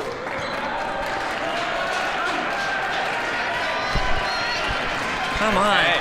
I think the appropriate cheer is come on 5. I'll have to disagree with you there. Maybe for if you want some good court tennis. Good shot from John there. I might have to start supporting John from the commentary box now. Try to shout as loud as I can so you can hear me from outside. I can counter. Those who know me know I can be very loud. That's loose. Oh, that's a mistake. A rare. That is a rare, honestly, rare mistake rare. from John. He's, occasionally Nicky's hit the winner, but John 50 is love. hit very few into the, Oh, you said the strike, table sorry, like that. strike. 5 all. 15 all. 15 all. In the 7th set. Even 15 Steve. all.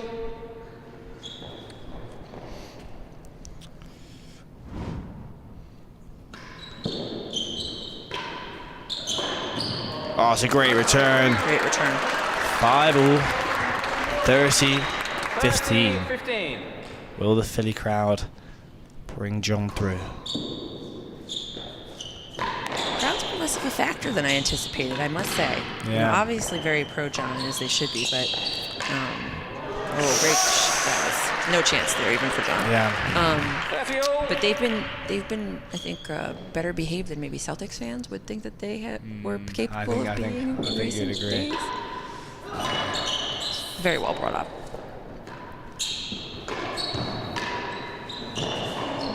Oh, Great shot. and here we have our first match point. Match point champion. Yeah. Well, it's not quite championship. championship Oh, point. I guess that's They've right. still got Camden to face. Just match getting point. excited.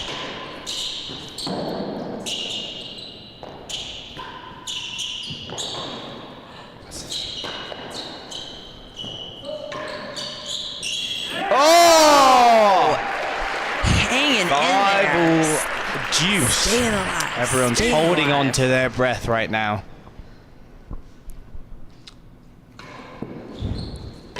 Playing fast. It's a loose ball from John. Can Nicky put this away? What a great get! Off balance. Oh my God, this is fantastic tennis. Oh, he's wanted that so much in the John's got winning the hour. opportunity to put this away. And he's also loose. Oh no. God.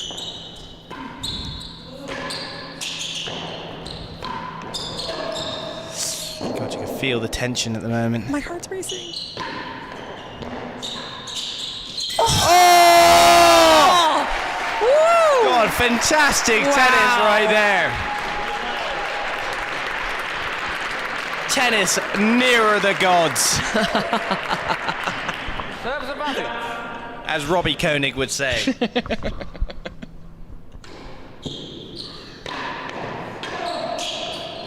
That was. Oh, and the set! Wow. Who would have seen that Well, coming? That was awesome. It's 6-5. been such a pleasure to be with you, Freddie. And I would just like to invite everyone who is, regardless of who the challenger is, to come down to Westwood for the World Championship in September. We look forward to welcoming you. Ticket information is going to be going out after this is over, and we'll be getting that out there so that everyone can come and enjoy the new club and great tennis. Yeah, God, thanks. that was incredible tennis. Freddie, cheers. Thank you, Mary. I'm also off, so I'm going to pass you on to John Kroll and Robbie Whitehouse.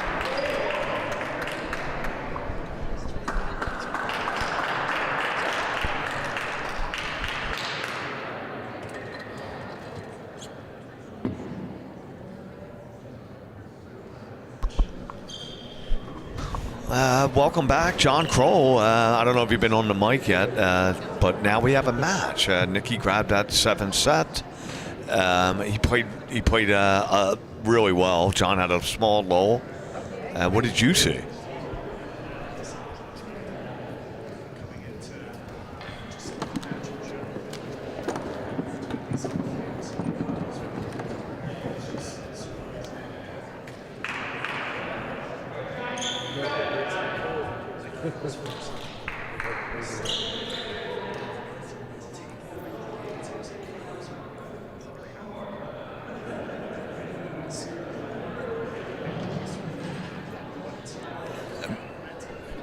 Absolutely. And what you said about Lumley earlier, I mean, he was not missing. The guy was in one of those zones.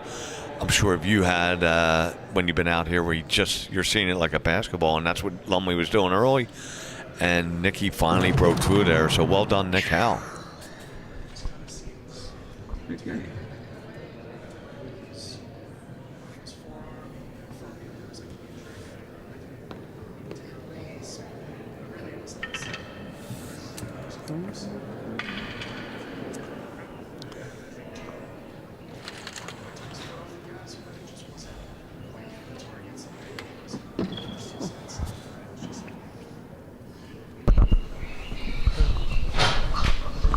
saw some of the best rallies of the night in that set. I was in the dead-ons watching. There were some amazing rallies, and Nick definitely put some points together. Some long hits with hitting the grill, hitting a target. We haven't seen a lot from that, so let's see what we get here in the Eve set. I'm excited. We might see some real action. Yeah, I mean, you can see John jumping up and down at the beginning. He's already pumping himself up, which I love to see. Hopefully he's, I know his legs are ready for this. He's been putting in a lot of work.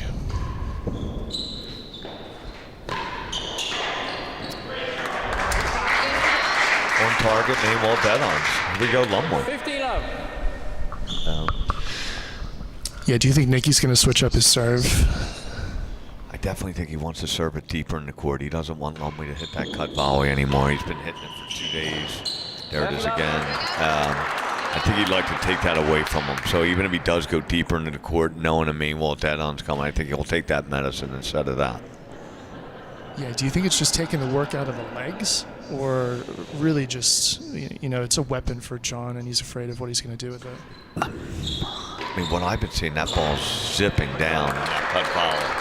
He's got a ton of action on it. He's worked on it a lot. I know you've been hitting with him. That ball moving in there. He's putting more spin and more direction I've ever seen. So it's definitely more of a weapon. Nope. Chase better than 2. Nope. Yeah, I guess I was down at better than 2.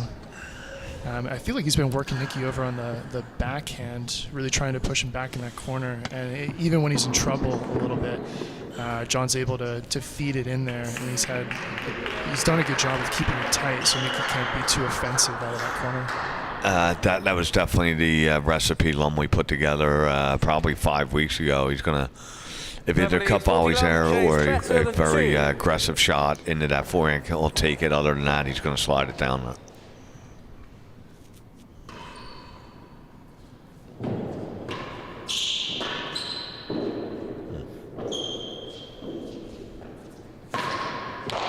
Chase, gained the serve up.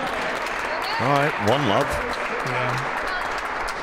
First game. Back to the high serve for John. Hopefully he can find some length.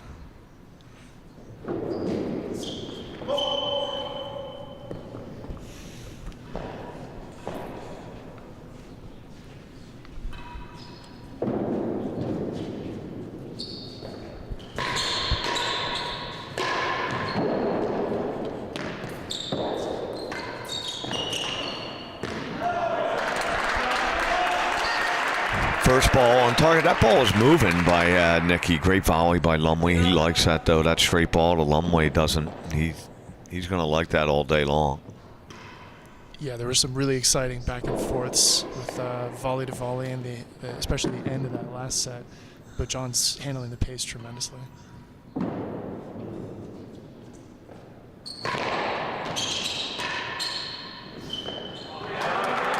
Wow, beautiful shot.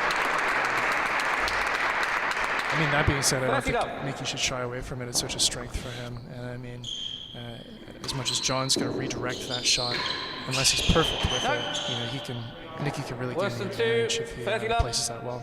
Yeah, he's definitely got to go for his targets and corners. Lumley, as we mentioned earlier, and probably on Monday, he's worked hard at training. I know I hit about, it seems like 2 million straight forces at him, so he knew it was coming. Especially hitting with Freddie, that's like the only shot that he's got in his arsenal. The $ Bristow, absolutely.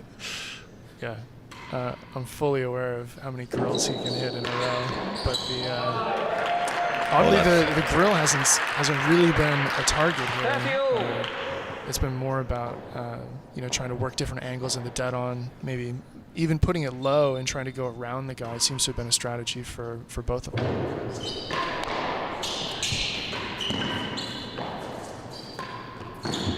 Worse than 2, last minute.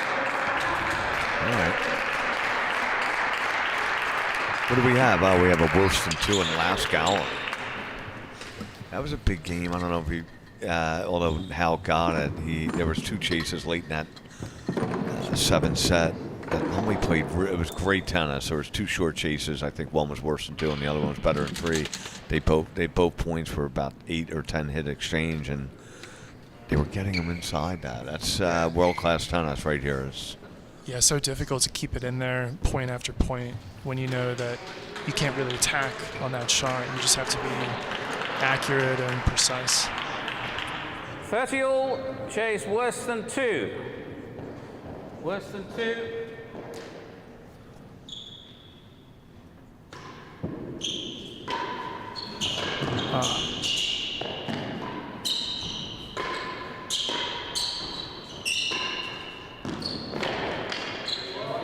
Well done, Howell. Yeah. I mean, that volley that John hit that really just slid in is such an impressive shot. Shame he couldn't pull that out, but...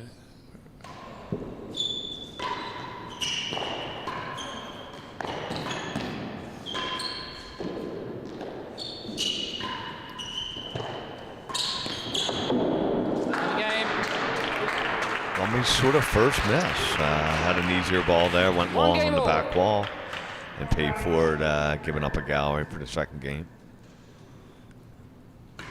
Nicky's really moving so much better though, and he seems to be taking a lot more time with his serve, especially on Monday. Like you could see him, he was just walking into the shot, like he wasn't even stopping, and he just needed to kind of take a minute and analyze what he was doing, and I think it would have helped him a lot. But today that doesn't seem to be an issue. He went to the railroad. It looks like today. He definitely needed to serve better than he did on Monday. I think he's done that now. He's found it now. This court is not easy to serve on. I think you can attest to that. It's a tough court to serve on. You can lose length easy. Yeah. If you're too short or too deep, life can be tough out there. Yeah, he's going back to the bobble, which can be successful if you just want to make sure you're getting the length. But I think he was just moving a little bit too quickly. Let's see if he... Yeah, he stops here, takes plenty of time.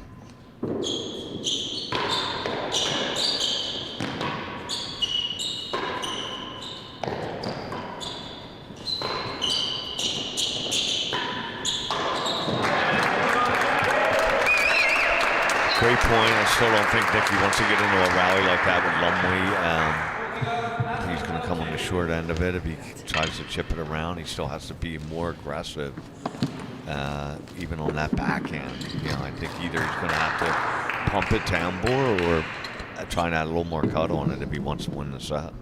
Yeah, missing the grill the first time was so close, but I think going back to it was the mistake. He just needed to go to the foot of the leads, 40 love, Hazard, 1 and 2. It's like trying to hit that target the second time around when you're off balance is too difficult.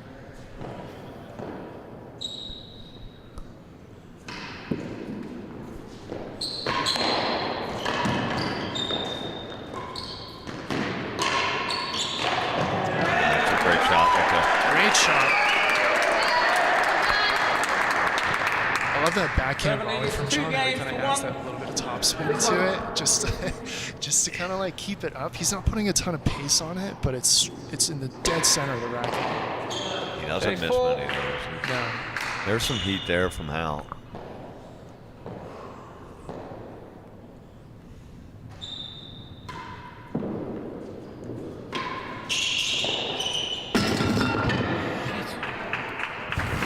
Zipping that ball a little more, Howell, on that cut volley than I think he did on Monday, too. Late in the innings here. Yeah, John seemed like he didn't think it was going to come out as much as it did. And if Nicky can keep putting a little extra fizz on that, it's going to really work for him. Oh, wow, good bounce. Yeah. Created the chase, well done. I mean, good adjustment from Nick. Like, hitting that when it's coming into your chest is so tough. John, you've been a member here at the club for a while. How long now? 2008 or 9 I joined. Wow. Yeah. What do you think? I can't do court math. tennis here in Philadelphia. Yeah, let's do the math. 14? Yeah. Good. Thank you for doing that. But court tennis in Philly, all-time high since you've been a member? Something about pandemic, honestly. I think people were so pent up, and when they realized that court tennis was an option, and you still have enough distance from the person next to you, it got so busy.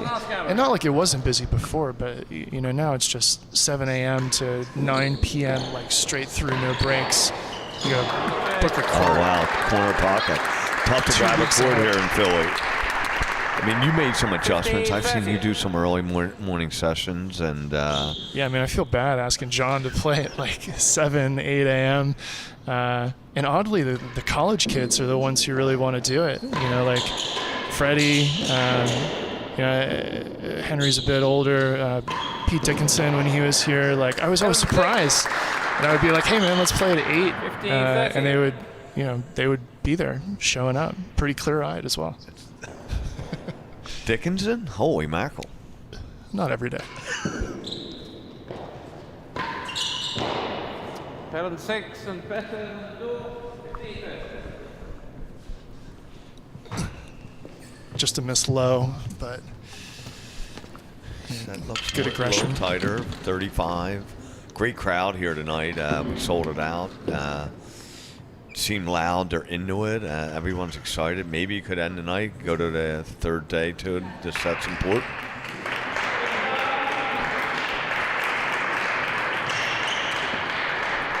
I'll tell you that Howell crew over at that hazard end there, there's only about 7 of them, but they create a lot of noise.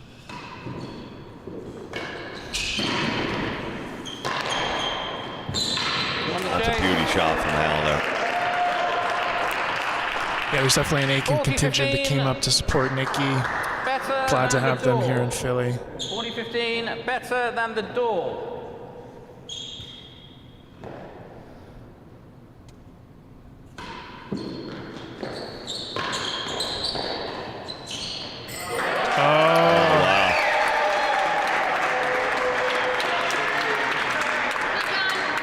Does that bring back memories for you when you played Freddie in New York? You saw a lot of those go in there. Sorry, John, I didn't want to bring that up.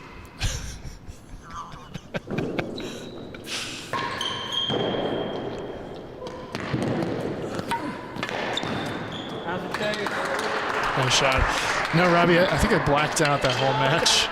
Both during the match and after. I choose not to remember, 30 some odd grills. Yeah, I mean, Freddie was on that weekend, and what we saw earlier tonight with Lumley, I do think he was in one of those zones. He was really not missing. Alice picked it up some here to change that. Good for him to do that. But you were running, when you're in that, it's tough mode to be in there when your opponent's just on fire like that. Oh, wow. Oh, my gosh. John gave up. That's a great back from Lumley. That's incredible to win that point. He had literally turned around and then just kind of hears the footsteps to realize the point's not over. Oh, wow. What an answer from Howell. Yeah. Great volley there. That's an incredible shot. Good reaction volley.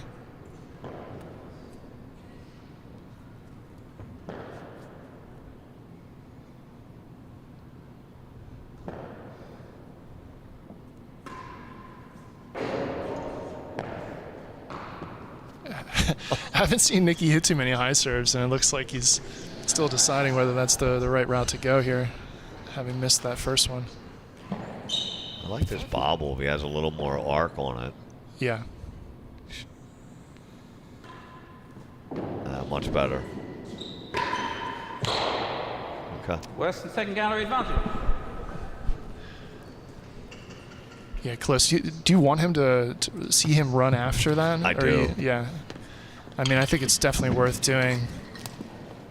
He's clearly kind of given up trying to defend that side of the dead on, so you might as well, make a run up the court when you see it heading that way. We were doing that with Lumley, so I would miss, and he would be running nose down, a whole bucket of that. Not fun drill to do. No. Advantage receiver. Fun for me to watch him run, but Worse than the second gallery.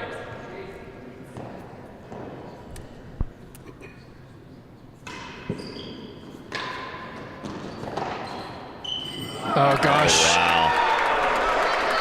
That's a tough one. Frame gallery off a chase. Well done. Tough one for Nikki.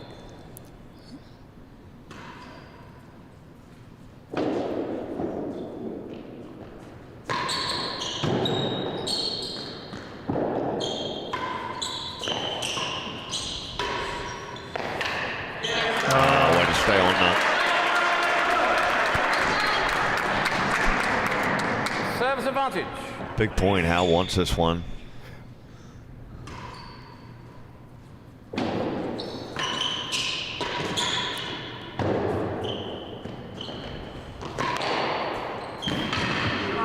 Good answer. Huge. Well, that was a stroke. Sorry.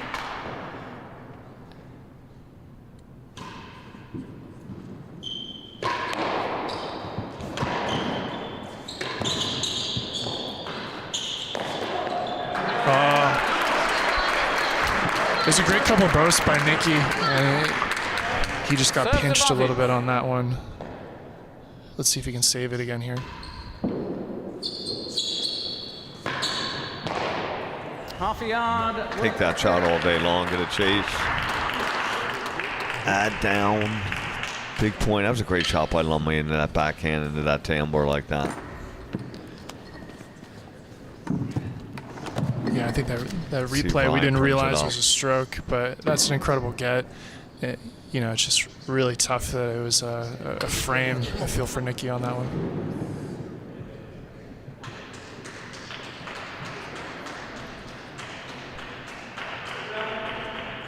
Advantage receiver.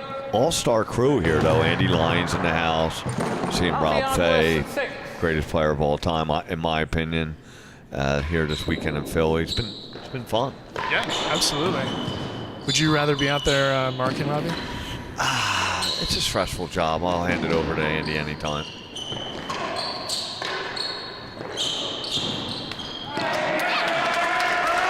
There it is. It's another tough one where the topspin just kind of kicks up and he's not expecting it, and you know, just bad luck that it ended up in the net there. Philly with that topspin, that ball can kick in a little bit.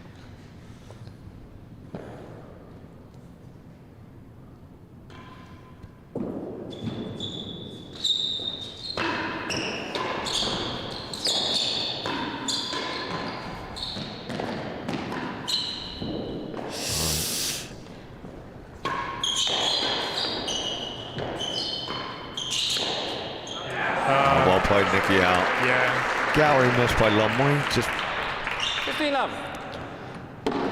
wasn't doing that earlier tonight, but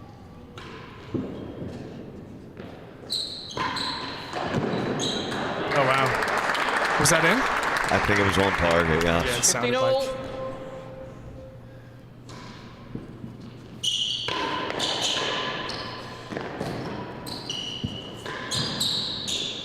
Oh, Nikki out with a backhand. Yeah.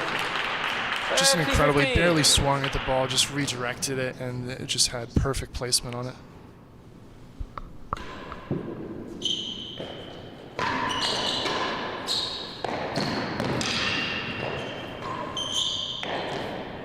This is much better for Nikki here. He's really finding the corner. John was doing so well at stepping up in the court and volleying those timbre shots, but it seems like he's not quite reading it.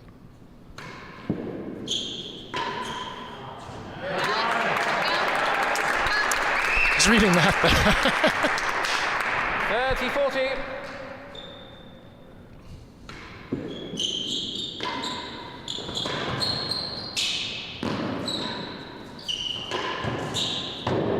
Go out. All right, well done, Lumley, to get it back to deuce. Still want to see Nikki make him earn it a little bit more.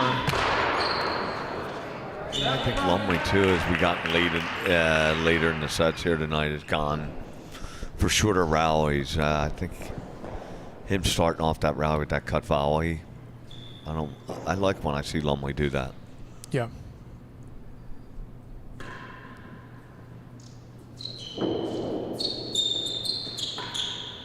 First gallery advantage. Good shot. It was a really tough angle. I didn't know if that was going to stay in, but good job by John to get the chase there. Yep.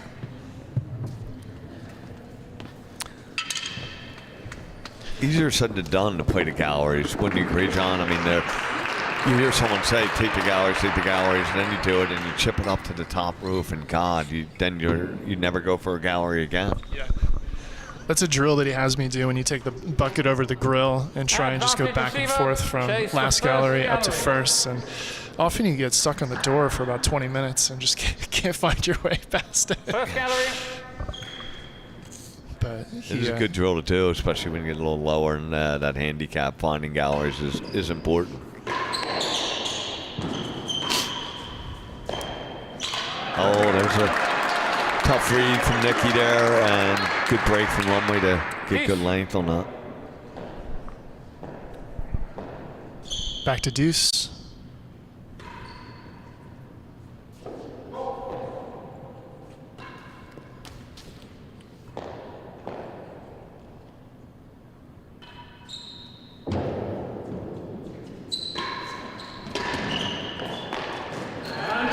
Yeah, it's a good pattern there. Nicky just not quite hitting the floor with that one and leaving it a little bit available for John to be able to attack it.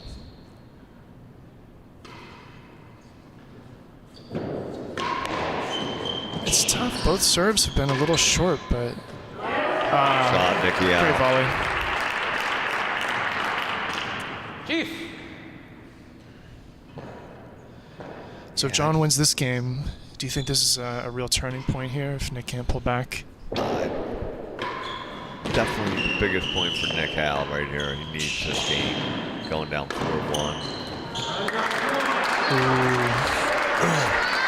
In the 8th set, could be an uphill battle, but Serves advantage. he's been holding some of these games lately. Let's see what he can do here.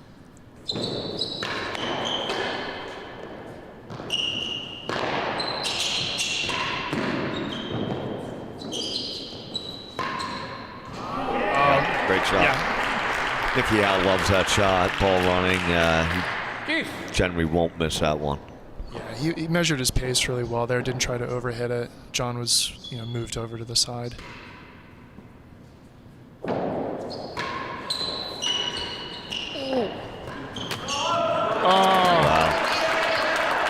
That's too bad. And he really earned that last point and let him off the hook.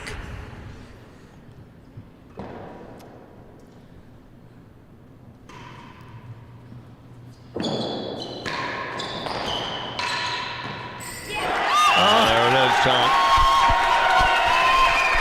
I mean, that's huge. It's a shame. It was another short serve, and I think Nicky just tried to end the point rather than placing it in there, and John got a little bit lucky with that, the placement on that grill.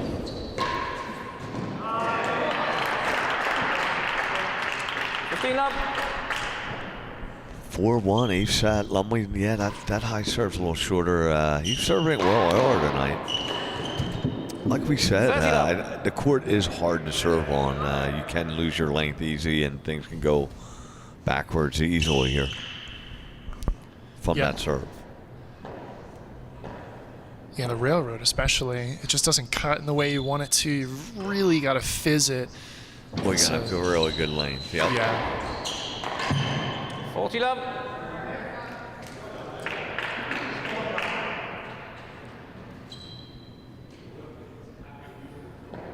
Come on, John needs to focus here. He's just had a few boasts that put him out of position. His footwork looked like mine there on that last one. That's uncharacteristic, so. Quick game by Howell there to get it back to 2-4. Not done. 2-4. Whoa.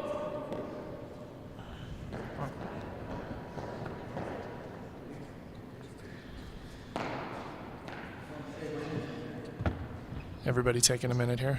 Yes.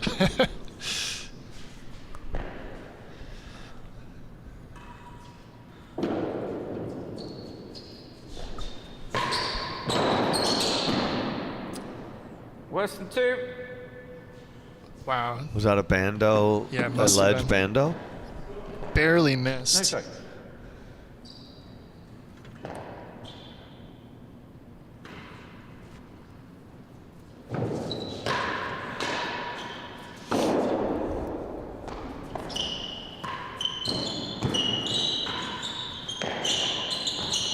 Good catch by Nicky.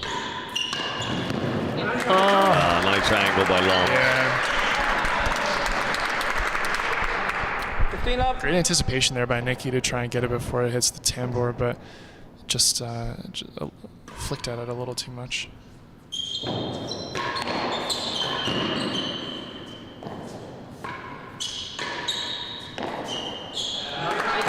There's that two-handed backhand volley you love so much. He doesn't miss many of those. It is a frustrating shot. Yeah, that two-hander is just such a weapon of his. Like, you can't get it by him. Have you tried to go two-handed yet?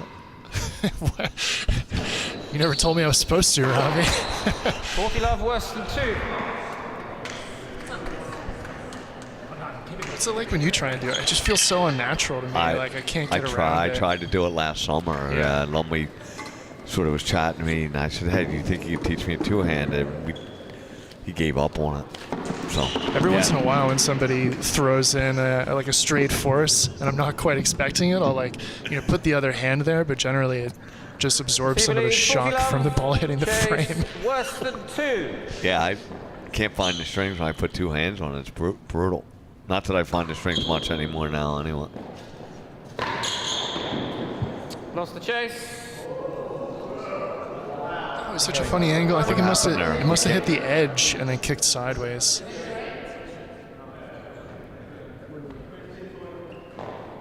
That's my job. 15-40. Yeah, just missing his target there. Oh, the chase went away. Yeah, he lost it. There was an edge, ran along the side, I guess. I couldn't see it. Ryan, one of those cameras got whacked out. I guess that was it. Good get by Howell. Oh!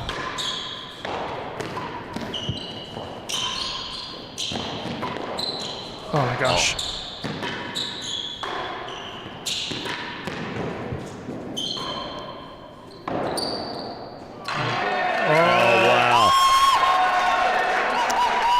One of the better points of the match there. Both players with some Great catch amazing by Lumley. gets. There's some good pressure from Kane to Howell. receiver. 5-2, here we are. 5 games to 2. Could he do it?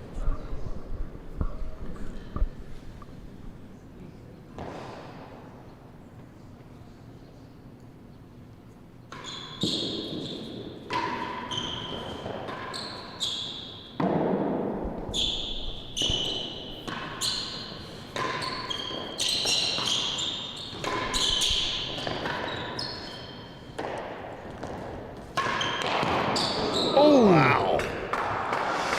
That was an absolute bullet. Beamed him. Back to basics on the return of serve there. Eat that cut volley that you've been wanting him to, and 15 love server. set him up. Nicky did a great job of pinning him in the backhand corner, though.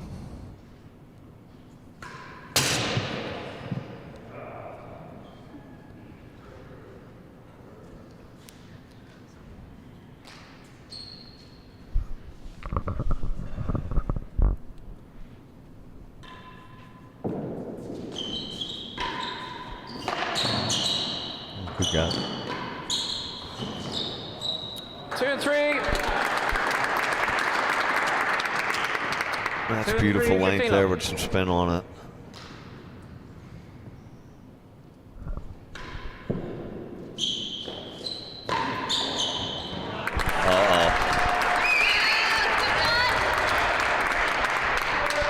That's got to feel great to pull back even with a nice target like that.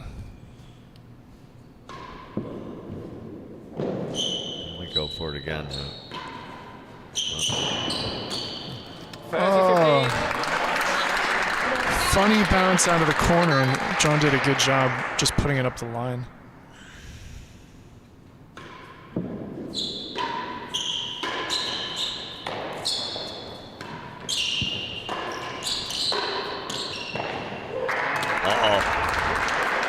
decent chases, 30-15 up for Lumley.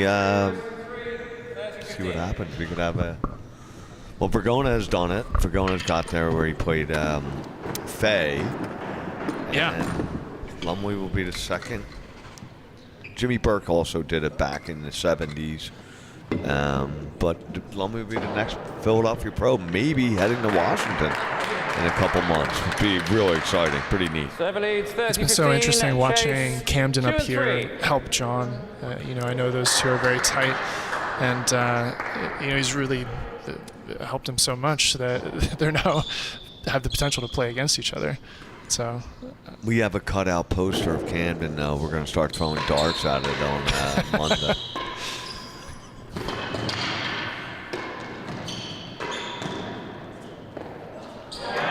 Well, here we are, John. All right, match point. Match point, and there is a chase. Chase worse than 3. Pretty worse good than chase. 3, yeah.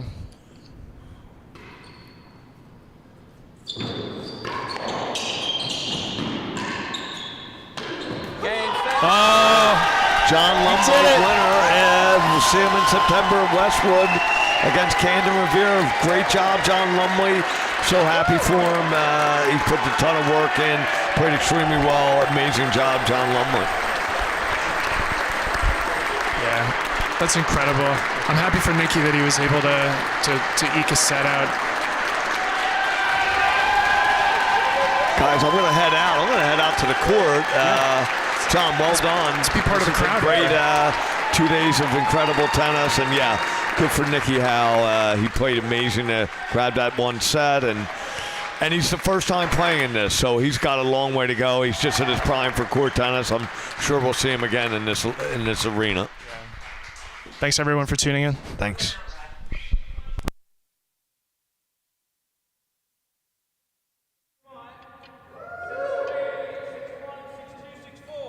Six love, 5-6, 6-2.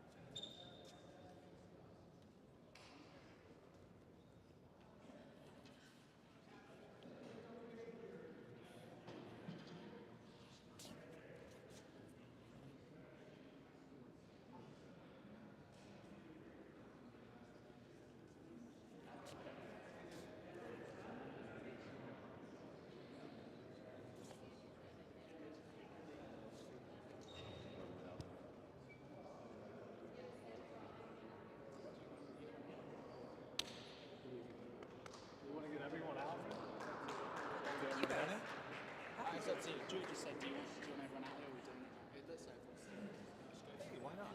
Get everyone out? Why not? Come on, everybody, come on out. You want to come out?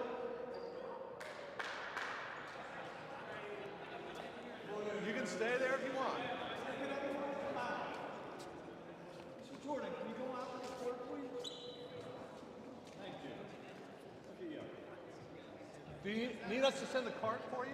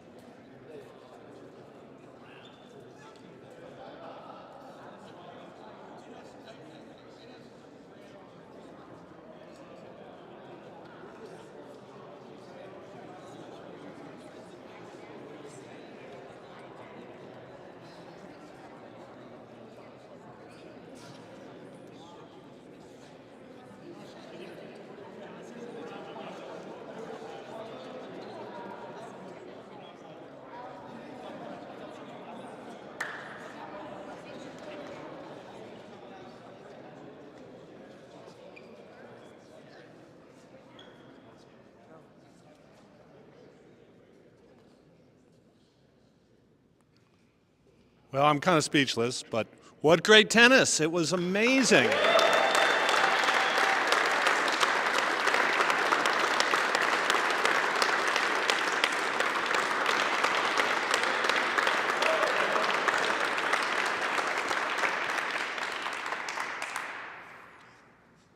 Now, for those of you who are disappointed that we're not getting a Friday match out of this, I want to remind you that the next stop on the World Championship train is Washington in September, and I hope that as many of you as can come down and watch John play in that.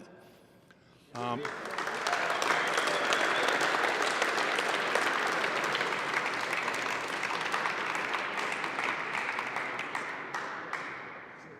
think we saw a lot of heart out of Nick tonight after, a tough battle. He came back and hung in there so great in the seventh set, and kudos to him to playing in a court that maybe didn't favor all his game. And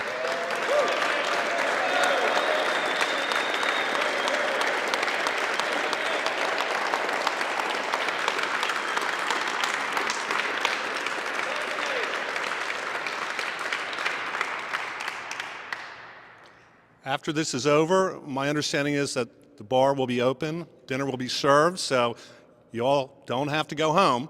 You can stay here, but before we do that, we're going to hear some words from the president of the USCTA, Mary Livingston.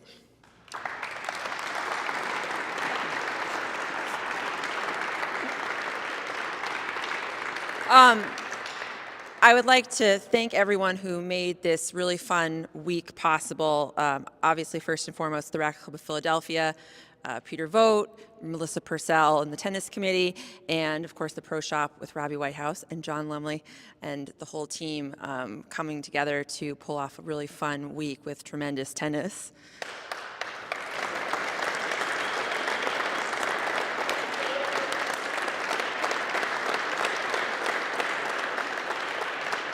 I think that as much fun as everyone here at the club had, we can thank Ryan Carey for all of the streaming support.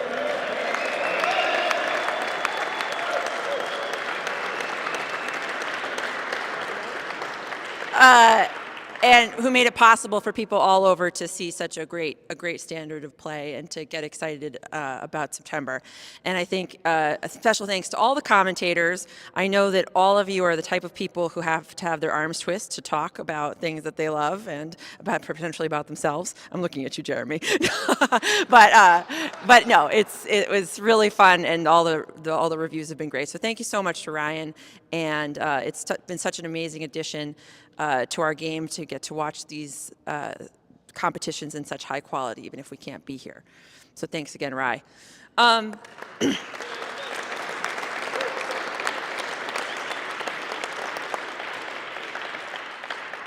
think that the thing that I will take away from these two nights of tennis, besides the great shots and the high level of the rallies, John, you really played an outstanding match. You really stepped up again and again. I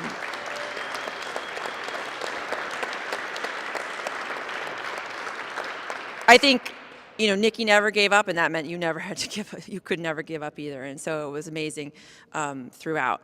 But I think that what I will take away is the level of sportsmanship that you both brought to every single game, and it was a pleasure to watch. And I can even commend the Philly crowd on a wonderful level of sportsmanship as well. So.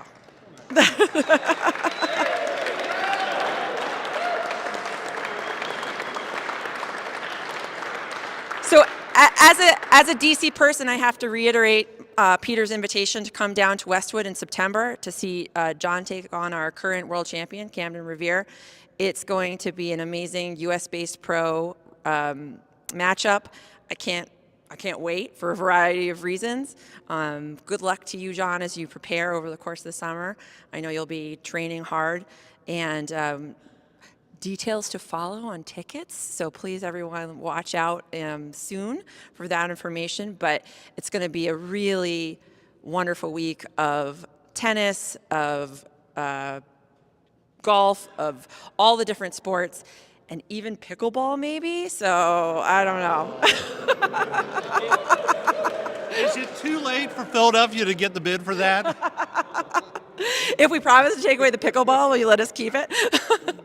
Anyway, really, cheers to everyone. Well played, you guys, and we can't wait to see more.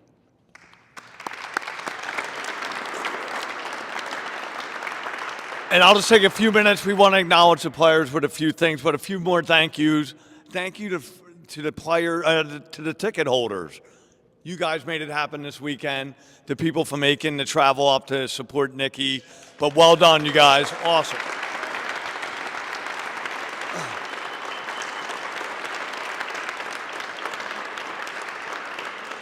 And we got to thank Andy Lyons. He did a fantastic job in the markers box. It's not an easy job.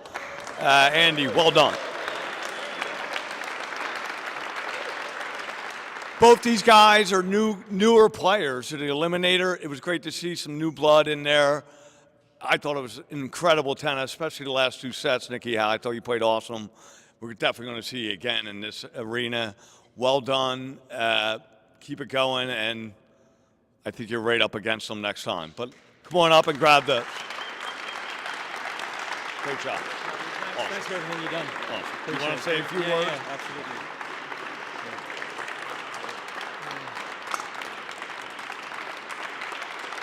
Thank you. Appreciate it.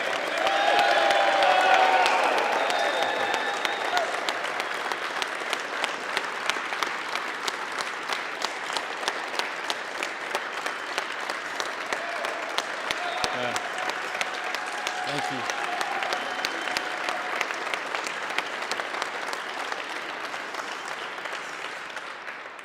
Wow. I'm not usually lost for words, but wow. Thank you, guys. Firstly, I want to, congratulate John.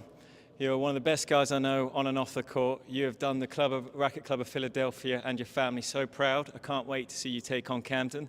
If anyone can really push them right to the end, it's you. So, well done, bud.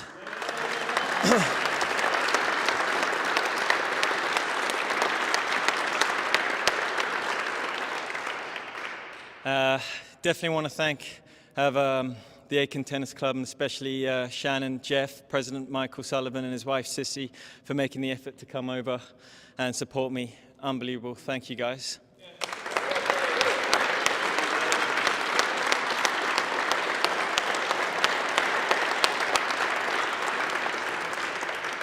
I have a few other special people that have been supporting me a long time. Doug Shear from Newport, Jeremy. He hates to admit he supports me, but he does. And Kim Kilgore, who was here the other day. I really appreciate your unwavering support. It's awesome, so thank you, guys.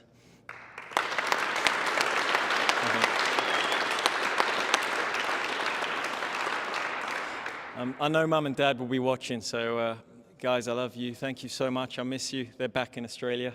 I tried my best. I fought to the end, so that's all you can really ask for.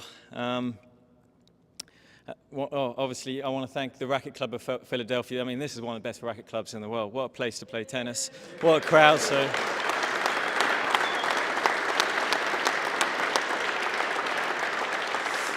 yeah.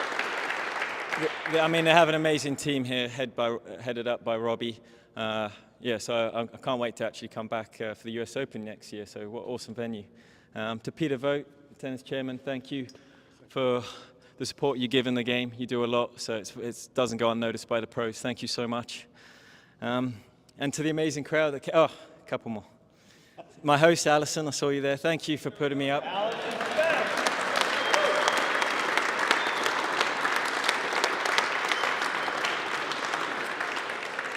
To you guys, you are awesome. You are very respectful. I mean, the cheering for John was great, but you were also very respectful for when I was playing. So it was a great experience to be a part of. Finally, I want to thank a very special person who made the effort to come here. He's the greatest player that's ever picked up a racket. I couldn't play like him tonight, but Rob Fay, thank you so much for supporting me.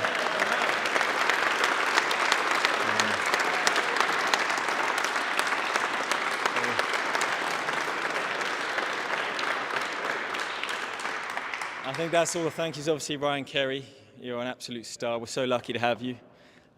and I'm looking forward to having a beer downstairs very soon. Okay, thanks, Robbie. Great job, Nicky. Awesome.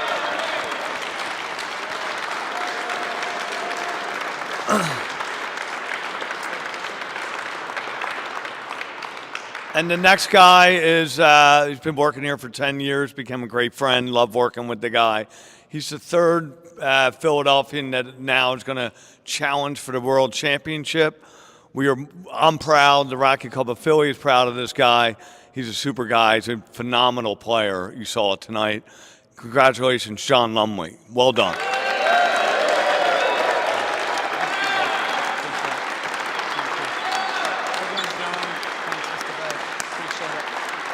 Do you want me to take it, or You want to speak, and then I'll whenever speak? you want. I'll speak.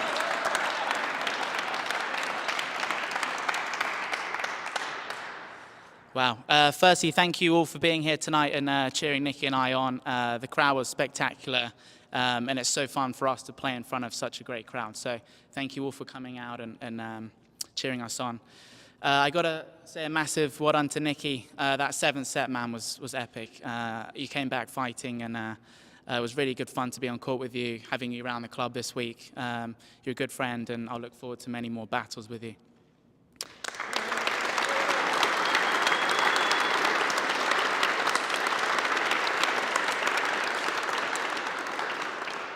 A special thank you to the sponsors this week. Without the initial support, we wouldn't have been able to raise that bid. So Dr. Cohen, Mr. Green, Mr. Vogt, Mr. and Mrs. Zaka, USCTA, thank you for all your support, and also everyone here for buying a ticket and supporting us that way. Robbie's already touched on it, but you've been a fantastic friend, mentor the last 10 years. You and the Racquet Club letting me play all the tournaments, getting to this point, working tirelessly with hours, feeding me balls, saying how bad my backhand was at the start, and rebuilding it, pinging balls at me from the yellow line because we knew Nicky was going to try and take me out.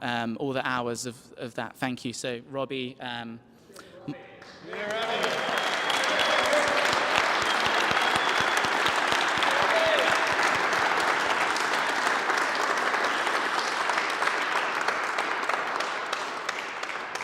Also, thank you to Ross and Eli for picking up the slack when I'm training and getting ready for these things. So thank you. It's much appreciated. And yeah.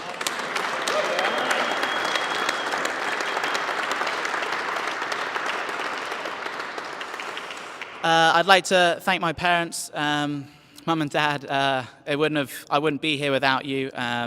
You both inspired me greatly as a kid to play. You never forced me into it. You're only ever encouraging, driving me here, there, and everywhere, practice, matches. It means the world to me that you're here. Brittany as well, thank you for putting up with all my quirky antics and eating and just everything. I know I'm a nightmare, but we did it, so it was all worth it in the end. And thank you to Jack and Jane, Brittany's parents, for being here to cheer me on. Also to everyone back home watching on the stream, the number of messages and support this week's been fantastic, and that's all thanks to Mr. Ryan Carey. So special thank you for Ryan for putting on such a good stream for us. Drew and Mike Knoll, you guys were flawless. Thank you so much for marking, refereeing, the best level I've seen. I don't think you missed a call over the 8 sets. And yeah, I look forward to seeing everybody down in the bar for a couple of drinks, as Nicky said. Congratulations. Well played.